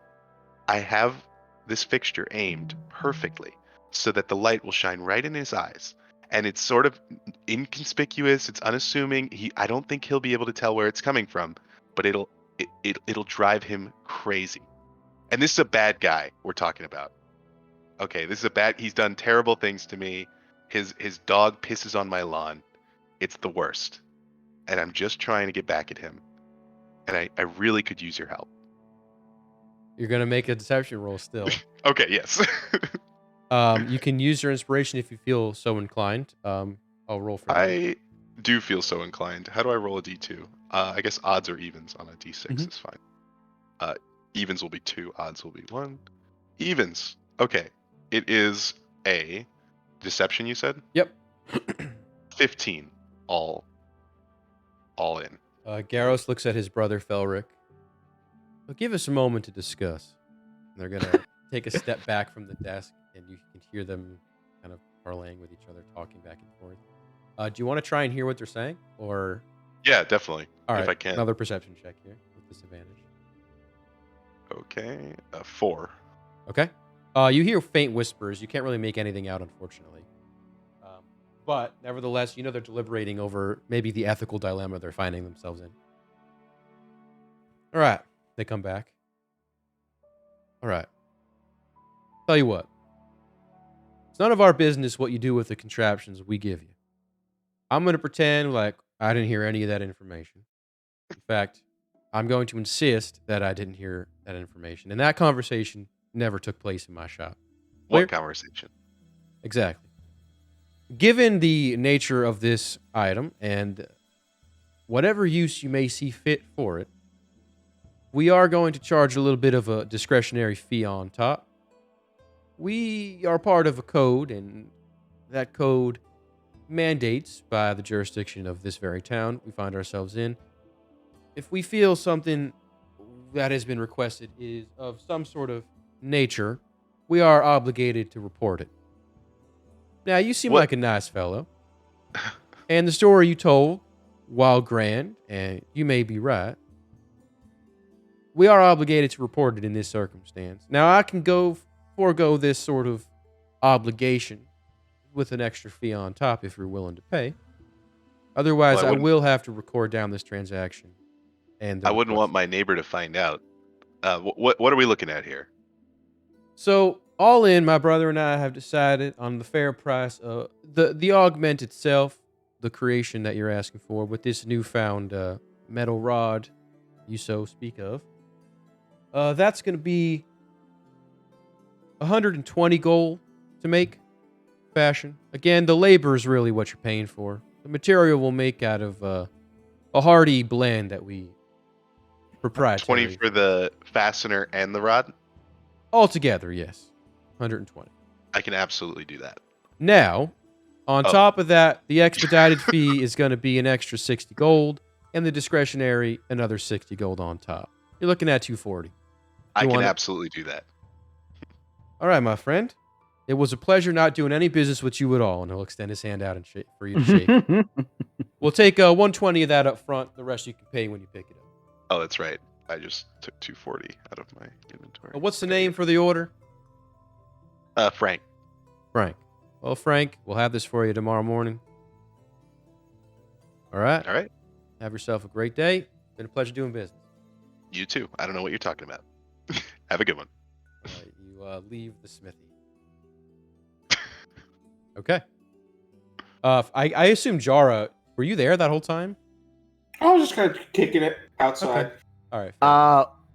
Oro probably would have gone in, like, just to look around. Okay, fair enough. We'll say the conversation took place pretty much identically. The main takeaways are there, regardless of who was in the shop. All right, what do you want to do? It's not evening. I misspoke, and by the transitive property, they misspoke. But it's like 1:30 in the afternoon. I'm down to head back, get some rest, chill with Therathari, maybe get a good meal. Well, we just ate, but maybe get a good meal for dinner. You have those vouchers, I think they gave you. Yeah. Okay, so you all head back. At this point, Iris will still be sleeping. You kind of went down around, I'd say around 10-ish is when you kind of got there. So you're a couple hours into your slumber. Therathari, what would you have been doing during this time? He's just, I guess, in the common area at the inn. All right. Not doing much of anything. Maybe people watching. Okay. With that said, while you're people watching next to the fireplace, kind of kicking it, roll me a d8. 2. Okay, 2. And then follow that up by a perception with your disadvantage. 19. Okay. You notice strolling in to the Feldpost Inn, these travelers from the road, probably the direction that you came from. You can't be sure. There are multiple ways to get, obviously, to this gate. But being that it is close to the north side of the camp, from the north direction heading south, you see a very well-dressed, sort of high-born. You'd recognize this sort of high-born status from your home in Ravencleft. It's kind of standard throughout Turia, this high-born kind of way of going about the world and dressing. You can tell the way that this lady stands and her servants and guard accompanying her that she's definitely a noble of some kind. You notice her check in with the hostess Hilda at the front. They have a brief interaction. You said you got a 15? 19. 19, even better. Okay. You hear as she sort of steps forward. Yes, I'm here to claim a room under Carly. And Hilda will. Yeah, of course. We have that for you. And her servants are kind of bringing in like these suitcases of clothing. She's dressed in a cloak that's obviously been rained on. It's taken from her as she steps inside by one of her servants, and underneath is a beautiful long dress. She has a lot of jewelry of various metals and gems. Basically, every finger on her hands are accompanied with some sort of ring, and she has a very nice necklace that kind of intertwines with a bunch of jewels. Her hair is pulled back kind of neatly into this bun. She's very beautiful and well dressed, and she is half elven. You hear the name Carly as she's like, reading from, or not reading from, checking into this inn. One thing that strikes you as interesting. There's two things rather. The first is, why is this highborn in an inn like this? The second thing is, they're on her suitcases and her valuables or her items. You can see a family sigil that you would recognize as a noble house in Ravencleft as the Homley house, Hommely house. So this is Carly, probably short for something, Homley. It's a name you haven't heard or seen in a long time since your travels, but nevertheless, standing before you is a noble woman from Ravencleft, which is a ways away from the Westway Walk. So, sorry, I missed it. Does she have anyone she's traveling with? Just her? Just her servants and some guard, family guard. Some servants and guard, okay. Would Therathari know whether approaching would like set off the guard? They would be. Therathari would probably assume they'd be a little on edge, but given, this is a place with people in it, like they can't necessarily stop you. It's all in the demeanor and how you approach, probably. Okay. So he's gonna observe and see if they head toward the room or wait in the lobby. Yes, she's waiting with her. She has a male servant and a female servant, and then there's two armed guard that you can see at least. And then there's another third servant who's bringing in the luggage. And you can see that they're standing waiting. Hilda has disappeared from the desk and ran off down the hallway. They're probably preparing a nice room for them, you would assume. So they may be here in the lobby for a little while. Okay, so Therathari will approach, I suppose, the front desk, looking innocuous. Sure, yeah. And he wants to see if they interact with him first. The guard? The guard, Carly, any of them. No one pays you any mind as you kind of walk up. They're kind of off to the side of the desk, kind of staggered diagonally, not necessarily near it. So there's a clear path forward to the desk. They don't really react. Carly seems to be like looking at her nails and like, adjusting her clothing, kind of just passing the time. Okay, and so Therathari then will say, last time I heard the name Homley, I suppose, back in Ravencleft. As Do soon they as you overhear that? as soon as you say Ravencleft, her ears kind of perk up and she looks over. You from there? Yes, I am. I don't believe we've met.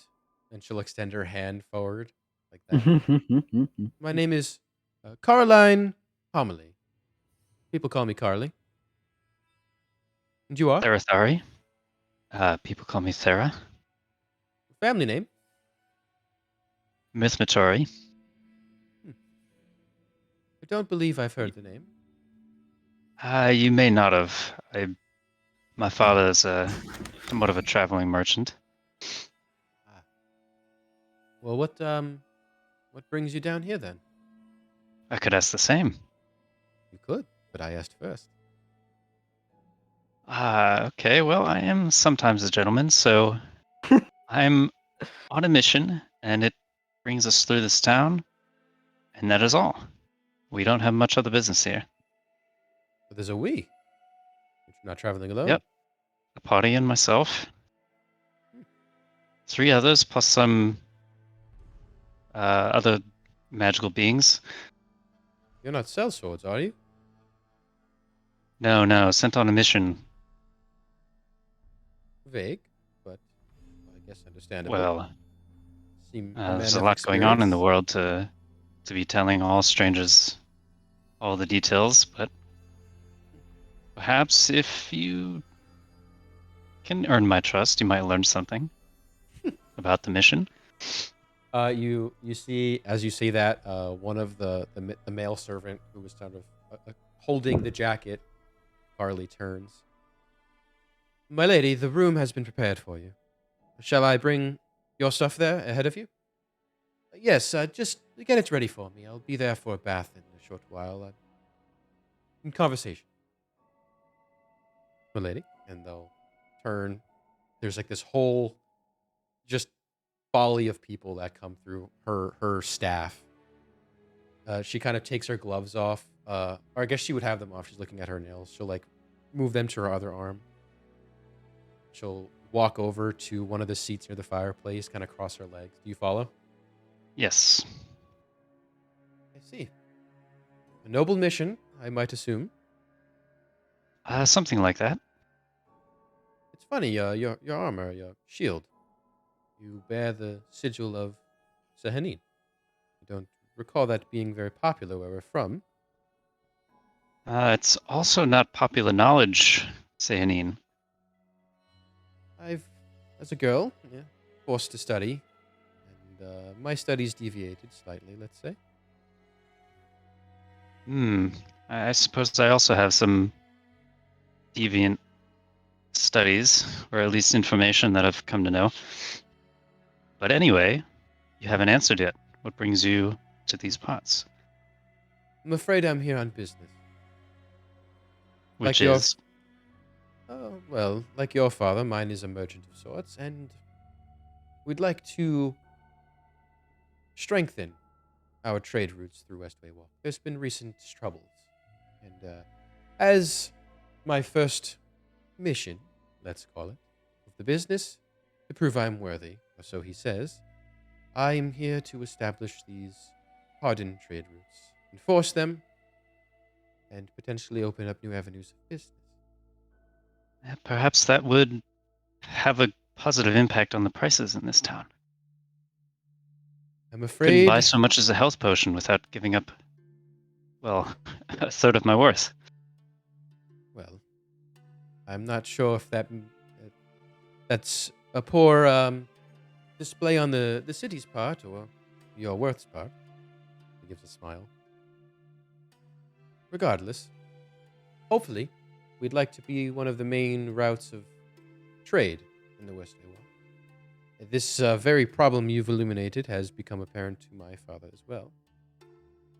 Here I am. How long have you been in the Westway Wall? Since the morning. I was hoping you would have some knowledge of where the best drink and bite in town may be. You know, this inn is nice, it is warm, but doesn't strike me as the best. No offense. So I hear the Sanctity Square is where you should be headed. You know, I've heard the same, but I'm looking for, perhaps, a hole-in-the-wall spot. I don't presume you'd know. You seem to be new as well. Nevertheless. Maybe you could get a map of the town from the front desk. I'm sure my servants have fetched such a map. And do you frequent holes in the wall? I find them to be the truer experience of the places I visit, rather than the up-class facades people of my status so frequently frequent. You know, there are often bodyguards in the more, shall we say, down-to-earth locations. There are times in the evening in which my God, as good as they are, take to bed. I often use those times to my advantage. Ah, so you're a wanderer. Of sorts. That's part of how I've acquired the obscure knowledge that you pointed out earlier. Well then, you may yet find interest in our mission. Are you willing to share? Well, we are headed out tomorrow. First light by the look of it. And I do need a good night's rest.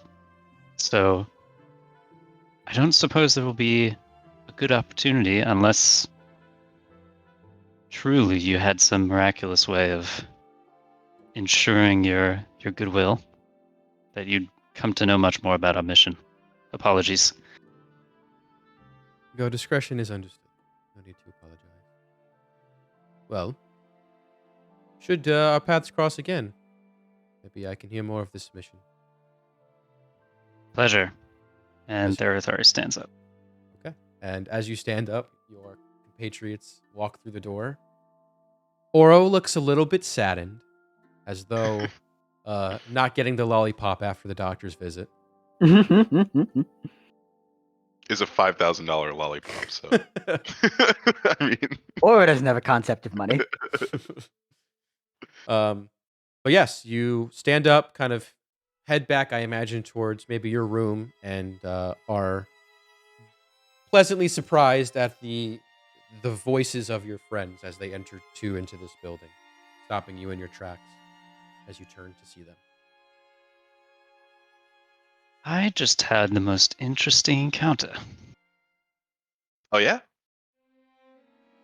Yeah, it turns out a noble family of Ravencleft has one of their members in town attempting to strengthen the trade routes of this area, and this person also seems to be aware of some uncommon knowledge. like, should we be concerned, like in a good way or a bad way? Well, or... it was hard for me to understand really if there could be any ulterior motives, but I almost had the sense that I could confide in this person the purpose of our mission. But of course, I didn't want to bring us any further unforeseen harm, so I didn't divulge anything. Thought we should talk about it. Felix will make a mental note that it sounds like Therathari just flirted. So It was the most dry flirt you could imagine, but it was reciprocated. it was good. But it was good. done. It was done there nonetheless. It happened. A black hole is forming in the corner of the room. Okay, well, do you know if she's staying here? Could we chat her up again, or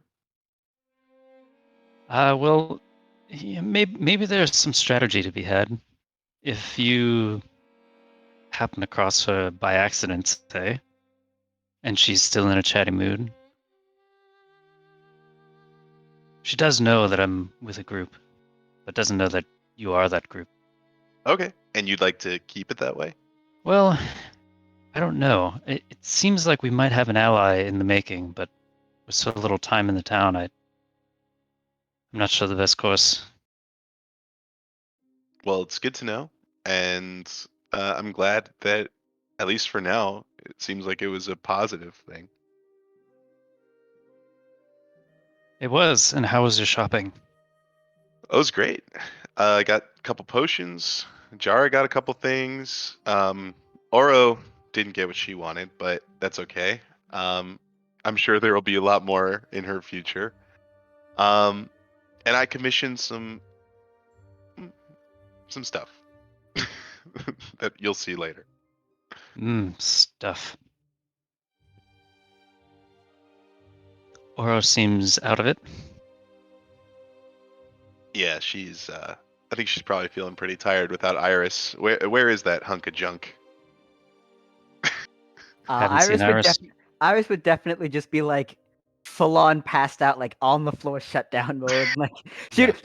she has no concept of beds either. She'll just like she's like leaning up against the side of like just the corner of the room, basically.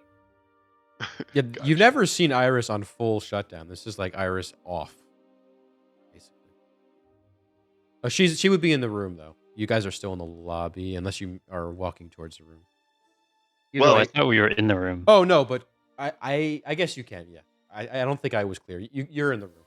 That's fine. If no one has any other ideas, I think I'd like to spend this evening or afternoon or whatever time it is finishing off the rest of my healing potion kits. Keep in mind you will have disadvantage on that. I don't know if you want to risk it. Oh, that's true. It's like the one time we have free time. Dan, you're muted. I would just say that we probably should hit the hay and then, or like relax, then hit the hay and then get up early and get going. Yeah, maybe I'll try to do them in the morning if I can wake up early. What time is it now? I mean, it's probably around 2:30 in the afternoon. We could just all take a Willer and break. Just do nothing, relax, and then get some shit out. Sure. I think we earned it after the past few days. Yeah, I'm pretty exhausted. I could use a break. So you're taking a long rest or short rest? Probably just like chill for a few hours and then take a long rest. Sure. All right. Do any of you want to do anything in these couple of hours here?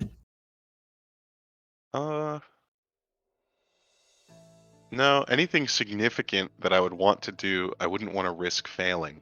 So I think I'm chilling. Jar is just gonna like take some notes in his notebook. Sure. Okay. Oh, Therazar is going to start reading the Tome of Bahamut again. Okay. There is a check period. involved. Yeah. Well, you're saying to actually gather any info from it? Yeah, I mean, Yeah, you can do that. It's not like anything bad would happen. It just might be a wasted time. That's all. Yeah, well, he's not doing much else, and it's been a few days since he tried, so... Sure. Yeah. Go ahead and roll an intelligence check with disadvantage. It's a what check? Oh, actually, it's religion. Religion check with disadvantage. Well, it's terrible. 6. Okay. You actually haven't looked at this in a little bit, so you spend most of the time rereading some of the sections that have profound teachings. Just to reiterate, you're sort of on the way of learning really the practical application of Bahamut's teachings to your everyday life. This isn't like just a prayer book. It's more like a help book in terms of how to live as though you were Bahamut, kind of, practically. Yep. So more use than just reading text necessarily. All right. I'll so say. does he Yeah. Does he gain any This hours time. toward that quota. Yeah, I'll say. So, how long do you want to spend? Do you want to spend 3, 4 hours? I'll say you're gonna spend like whatever you say. You'll get a third of. Pretty much until our long rest happens. So All right. So we'll I call think that. that would be about 3 hours, right? Okay. Yeah, 3. We'll call it 3 hours rather. So the third is even. Yep. So you get an hour attributed. Okay. I also would like to. This is not going to take 3 hours, but I'd like to take off my amulet of Bahamut and put on the warning amulet. Sure. See how I feel. Okay. Yeah, you don't need to long rest. Short rest is fine with this. So It's about. not an attunement item. As Oh, it's not. far Okay. As I know. No, it's Yeah. not. You're correct. Nothing. Feels not like a necklace. You don't feel anything around you or any senses, alarms beeping. I will take that as a good thing. Sure. Yeah. Okay. After about 4 or 5 hours, we'll say it's now 7-ish, 8 o'clock. You guys are kind of getting ready for bed. Iris, you technically completed your full rest. Okay. Yeah, she would have been asleep for a while. Yeah. So you would probably complete it at around the 6 or 7 p.m. mark. Okay. Yeah, she'll probably like slowly start coming to. She still has a singular point of exhaustion, Yes. but one is still not 2. Can you get rid of 2 in a day? Like, No, is that? it's 1 No, a it's day. not a thing. You No, can do. I think it's like 1 long rest per 24-hour period. Okay. However, right before you guys maybe start to prepare for bed, you hear a knock on your door, Therathari, on the door to your unit. That was gonna me answer. knocking, by the way. Oh, well, no, we're expecting Mira's mom, so Oh, I got seriously confused there. sorry. Yeah, That was. turns out they are here. Oh, well, look at that. Oh, that's timing. good timing. That'll do it. Oh, the dog's here too. Oh. Doggy. Look what you manifested, Jared. Yeah, this is me. This is IRL. Tom, if you want, I'll come back if you want to go and say hi and stuff. We should be good. Okay. I'm gonna peace out at 7 Sure. and spend time with them, play Yeah. a game or something. Okay, sorry, go on. Yeah. So a knock on your door, and then shortly followed an envelope flies under, addressed to your full name, Therathari Mirthmatori. Okay. You flip it over. There's a wax seal of the family sigil of the Humleys. Okay. You I'll choose- open it.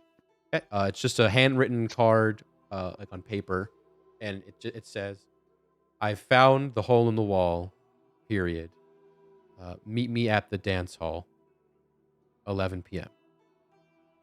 And then it's signed Carly. It's just Carly.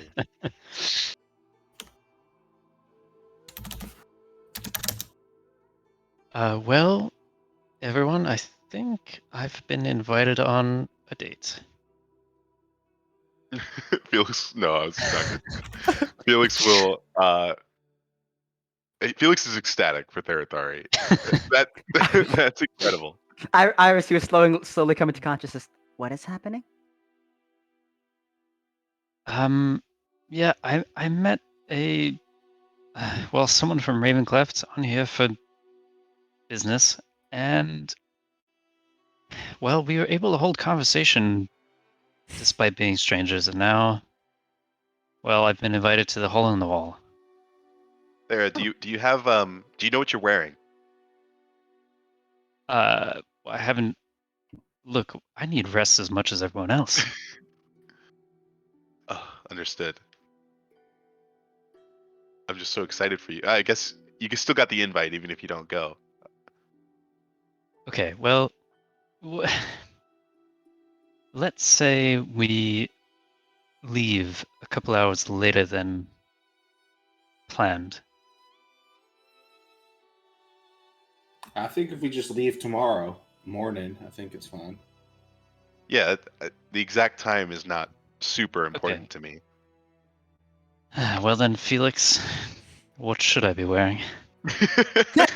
Heyo! We did Well, it. show me what you have. I'll help you pick out your outfit. But the important thing is, whenever you do decide, I can make it smell alluring. I can make you smell just amazing. They say smell is more important than anything, than looks, or it's about the pheromones. That's the natural order. So Therathari doesn't have much in terms of impressive clothing in his gear. There are shops. There are shops, but he sort of figures from the conversation that he actually shouldn't be wearing anything too impressive. So if there is a shop that seems to have,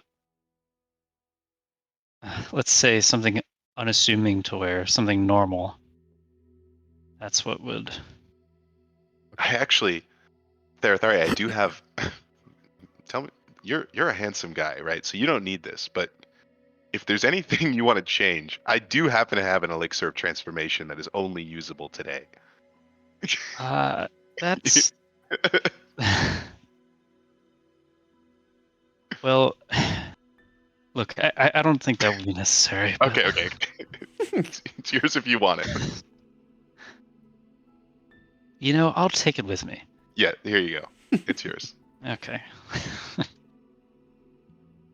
It's the alter. It's basically the alter self spell in a potion. Okay. Yeah, it doesn't seem like it's in here. But yeah, it's like an alchemist specific item, so it wouldn't be. Gotcha. I mean, if you want to go to like a shop, like a tannery or something like that, there's the Howling Spool, which is like moderately priced. But if there's if you want the like really fancy shit, you'd probably want to go to Giara's Fine Leathers. That would be in the Broad Street Blaze. No, I think the first one you said is Howling Spool. probably good enough. Yeah. All right. Who's going Well, with you? who wants to come Therathari? with? Yeah, a shopping spree, another one. Therathari's got a date. I don't need to go with. I think I'm happy to. I think I poked my nose around in this town too much already. But whenever you get what you got, come back and I'll make it smell nice for you. I got you. All right. Is Therathari braving this himself? I also don't want him to go alone. I mean, if he. Iris, you haven't really got a chance to look around. Yeah, Iris, you want to explore the city? I guess I should spend some time looking around. I can come with you. Oh, but The two most clueless people Iris, for a date. Iris has no sense of style. Yeah. I gotta go. I'm sorry.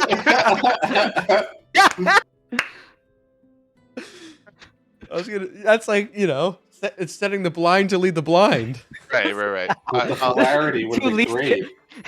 It's like, yeah, send the robot from another time period to help. But you I'm not pick doing up anything something else with my time. It'd be like when you get dressed in the dark and you're like wearing like brown pants with like orange shirt or something. Hey, Those brown pants, Those orange actually shirt, go don't knock together, it. by the Yeah. All way. right, fair enough. I'm so stylish I can't even not be, Yeah. All right, so Felix, you're gonna go with Therathari, bail him out. All right, so you guys are going to the Howling. That's what you said. You want the Howling Spool, right? That's Yep. Okay. All right, so the Howling Spool. I'll put this on the map too. Not too far from you guys. Smaller. Hopefully you guys see it. It's this like brown building. Ooh. Okay. So you walk towards the Howling Spool. We'll say it's like 7:30, 8 o'clock at night. So, the weather has stopped. It's just like in the mid 50s now, maybe a tad humid, but the ground is soaking wet, mud, all that stuff from the rain. All right, you make your way to the Howling Spool. A very quaint little building. It's made primarily of wood, not really stone or brick. You notice there's big front displays, these sort of windows that kind of bezel out a little bit. And there's like mannequins styled with all sorts of leather clothing or, fabric. And you walk in and there is a very well-dressed human man. He's like his early 30s, maybe. Hair slicked over one side, kind of always perpetually damp, like one of those styles of hair. A very nicely trimmed mustache. Welcome, welcome, welcome to the Howling Spool. My name is Ergo. What can I get you, gentlemen? What's the occasion? I need something classy but understated. Or so I think. Felix is here to help. Felix? He's got a date tonight with a woman of high class who's not very showy about it. She's a little humble. You know, best of both worlds. You sound like you've got a fine one. Well, let's see. What color are we thinking? And to like go through this rack of clothing. It's, you know, you're not going to wear like a blazer and like a 4-5 piece suit, but you know, you're going to wear some nice trousers, maybe like, you know, the overall strap things that kind of go under a nicer shirt or over a nicer shirt. You know, you want to be like formal, but not gaudy about it. I don't know. I'll let you describe. What do you think Therathari would go for, Tom? He would go for something like a deep green, I would think. Okay. You know, kind of foresty type of green, maybe with a bit of yellow in it is like the color palette. I think it might have some frills. Okay. Right? So billowing in some places and more tapered in others, that sort of thing. Very nice. And any jewelry would you like to accompany this? We have a selection of moderate jewelry. Gold, silver, platinum. What do you think, Felix? Silver? With the green and yellow, I would go with gold. Okay. Let's see what we have. We have a sort of I think are they called like glass rings? Is that like the thick ones? You know, you get like Yeah. yeah, like the really thick bezeled ones with like an engraving on it. They have those. But we have regular bands. We have fancy sort of interlaid kind of gold chain almost for your finger. We have bracelets, necklaces, lockets, earrings if you'd like. I think a Perhaps. simple chain would do. Is there anything about your hometown that maybe you could incorporate into your outfit? Give her a taste of home? Well, if there is any red, perhaps a red gem in the jewelry, that could help. We have a fine ruby ring if you'd like to wear that, or I have similarly a ruby necklace, ruby earrings, gold ruby earrings.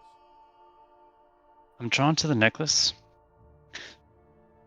All right, he'll bring it out for you. It's a very, very like plain gold chain, very tight chain links, and at the end is a ruby, maybe about maybe like half an inch. No, that's probably pretty big. That's pretty huge, Yeah, yeah. like a couple centimeters in size, 2 or 3 centimeters. And it's sort of inlaid. That's bigger than an inch. Really? 2 centimeters? Bigger Yeah, than an inch? yeah. Millimeters, like 3 millimeters, maybe. Okay, there you Mhm. go. I know nothing about jewelry. All right, a couple millimeters, ruby, inlaid into this like kind of gold casing. It looks pretty nice. It's not the best quality, but what do we think? Can I try it on? Of course, yes. Felix, what do you think? I'd like to do my best to inspect the quality, make sure that Therathari is not Mhm. getting ripped off. Yeah, go ahead. Make. It doesn't matter. Now what? Oh No no! No way. You have not gotten over the fact Therathari's on a date with a real human. I'm just too excited. It looks fine. Looks of good quality. The colors match. It's Therathari. It's not over the top, but it is unique. I think it's perfect. There you go. You have a sign off from him. Of course, you look dashing. This man, lady, whoever, will be very lucky to be in your This company. man lady. Okay, how much for all of it? If you're looking to buy and not rent, I can have you purchase this for 200 gold in total, clothing and jewelry. If you're looking to rent, I would charge you 80 gold for the evening. Be returned tomorrow morning. Well, I I'll be will say, honest. before you decide, when I had my first date, I kept that suit and it quickly became my lucky suit. I think for the difference in price, let's buy it. My man. All Wise right. choice. Let's ring you up. 200 gold. Okay. 200 gold out of your inventory, and you have gained Yep. a small ruby necklace and I don't know what you want to call it, a pair of or a set of fine clothing. Fine First date clothing. I do suggest perhaps changing back so as to not get it dirty on your way to wherever you're going. And good luck. May the gods look down and may you have a beautiful, magnificent, romantic evening. Thank you very much. Of course. And remember, you or your friends have first dates, second or beyond. Ergo will be happy to help at the Howling Spring. So, what is out of character? What is the culture of courting in this So, world? Good to know. yes, so it's obviously complicated and varies where you are, but if you're asking in, I guess I'll ask you, I'll answer your question with a question. Are you asking specifically in your circumstances or in general in Tura? Just in general, like, do Mhm. people? Is it drawn out? You know, how to do people get married quickly? You know, what's yes, some of that? it's very much like a follows like the feudal paradigm in that a lot of weddings just happen out of politics. But those that are of like true love or whatnot, the typical path to marriage, there are X number of dates, and if it's not a political marriage, marriage happens fairly quickly. However, in Tura especially, because of the sort of the way Tura was formed, it was very much a break off from the very like religious and like stout religious world of Ostanza. A lot of that has been relaxed, and there are new reforms coming out that are sort of casual dating. It's a mixed bag, but you are still kind of close to the capital, so there still is that heavy religious tone. But judging from um, your date, it probably is more of a let's just get to know each other date rather than let's like plan to marry. So this is Yeah, of more course. of the casual variety, especially because you're not noble. All right, cool. Hopefully that answers your question. Yeah. I just needed some RP fodder. Yeah, no, great question. Okay. With that, you have your bag of clothing. You have the approval of Felix, who has not stopped smiling. And you head your way back to Feldpost Inn. The whole way, Felix is like showing you scents and getting your read on them. Do you have any first date tips, Felix? Don't eat the red No, sauce. Don't eat clams. I have Don't not eat anything had much spicy. success in this department. I tend to try to stay out of it just due to my lifestyle. You know, I don't want to, get caught up in something that I can't handle. But all the best. Good luck to you, and let us know how it goes.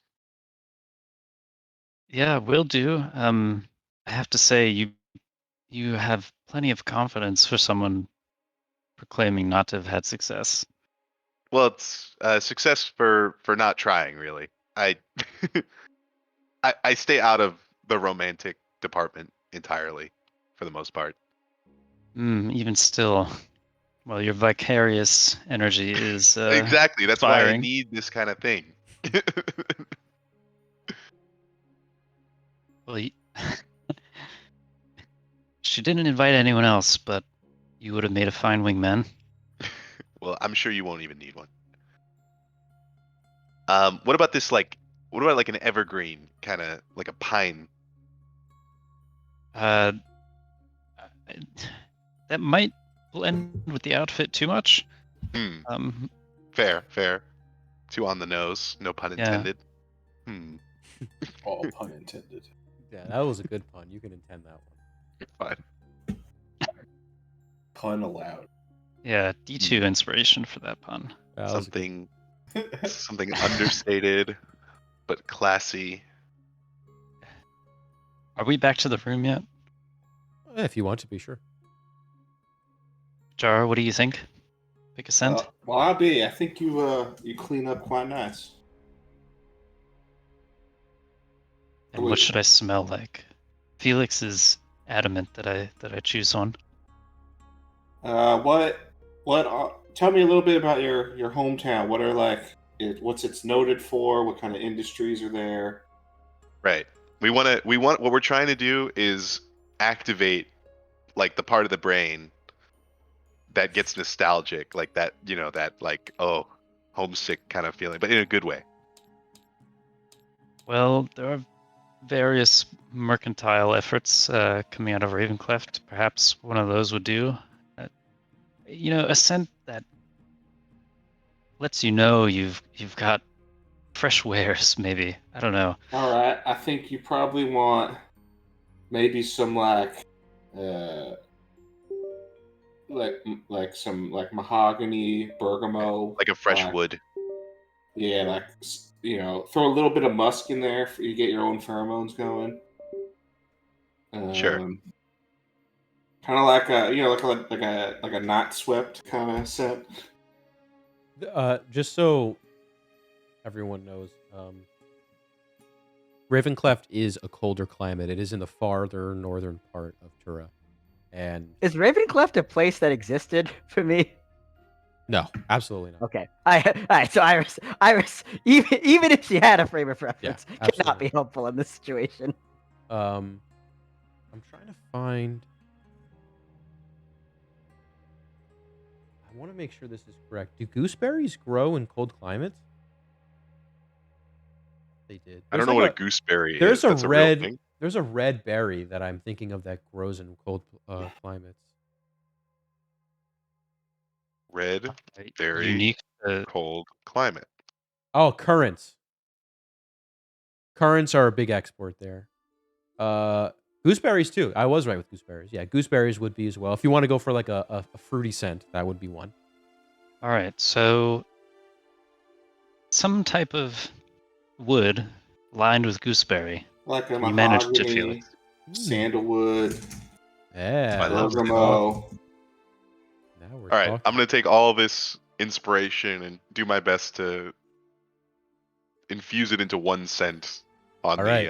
I'm gonna fabric. have you make check for this. Okay. Oh.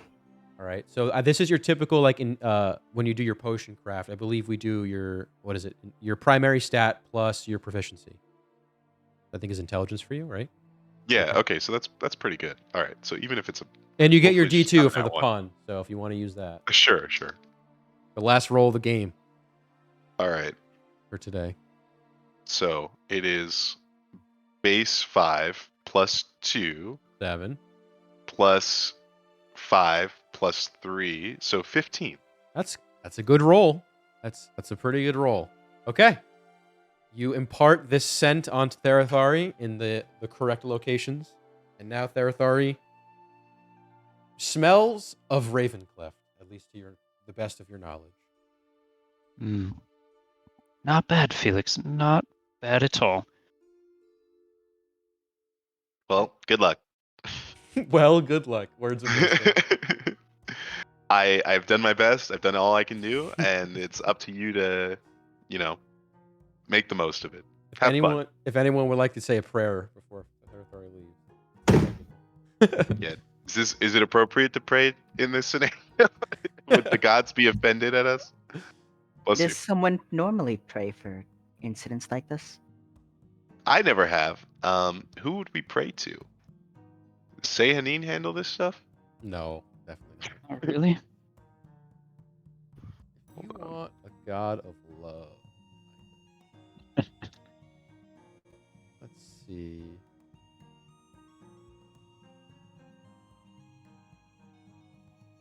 There's not really a god of love, unfortunately. Shame.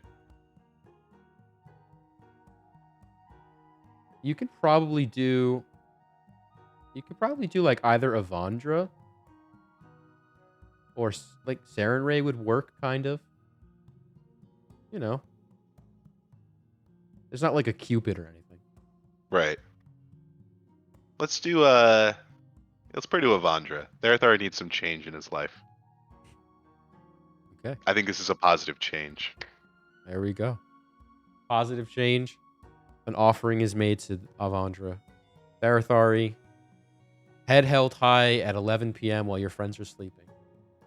You head out to the Twin Strings Dance Hall to meet your date. And we'll pick up there next week. Sounds like a plan. Therathari got a date. Heyo. All right. Exciting stuff. Very unexpected, gotta say. By the way, you rolled a D8, and My man. every option of those D8s were a different family member. So you could have dealt with the grandpa, the dad, the brother. It was a mixed bag. You happened to roll. Therathar could have flirted with a grandpa. Yeah. Well, Damn, that's one way to become a family patriarch. So, By the way, this session is called Deviant Studies. that's a pretty good one. Therathari admitted to deviant studies, whatever that may mean. Whatever that means. He's a deviant. Earthari definitely has a bit of like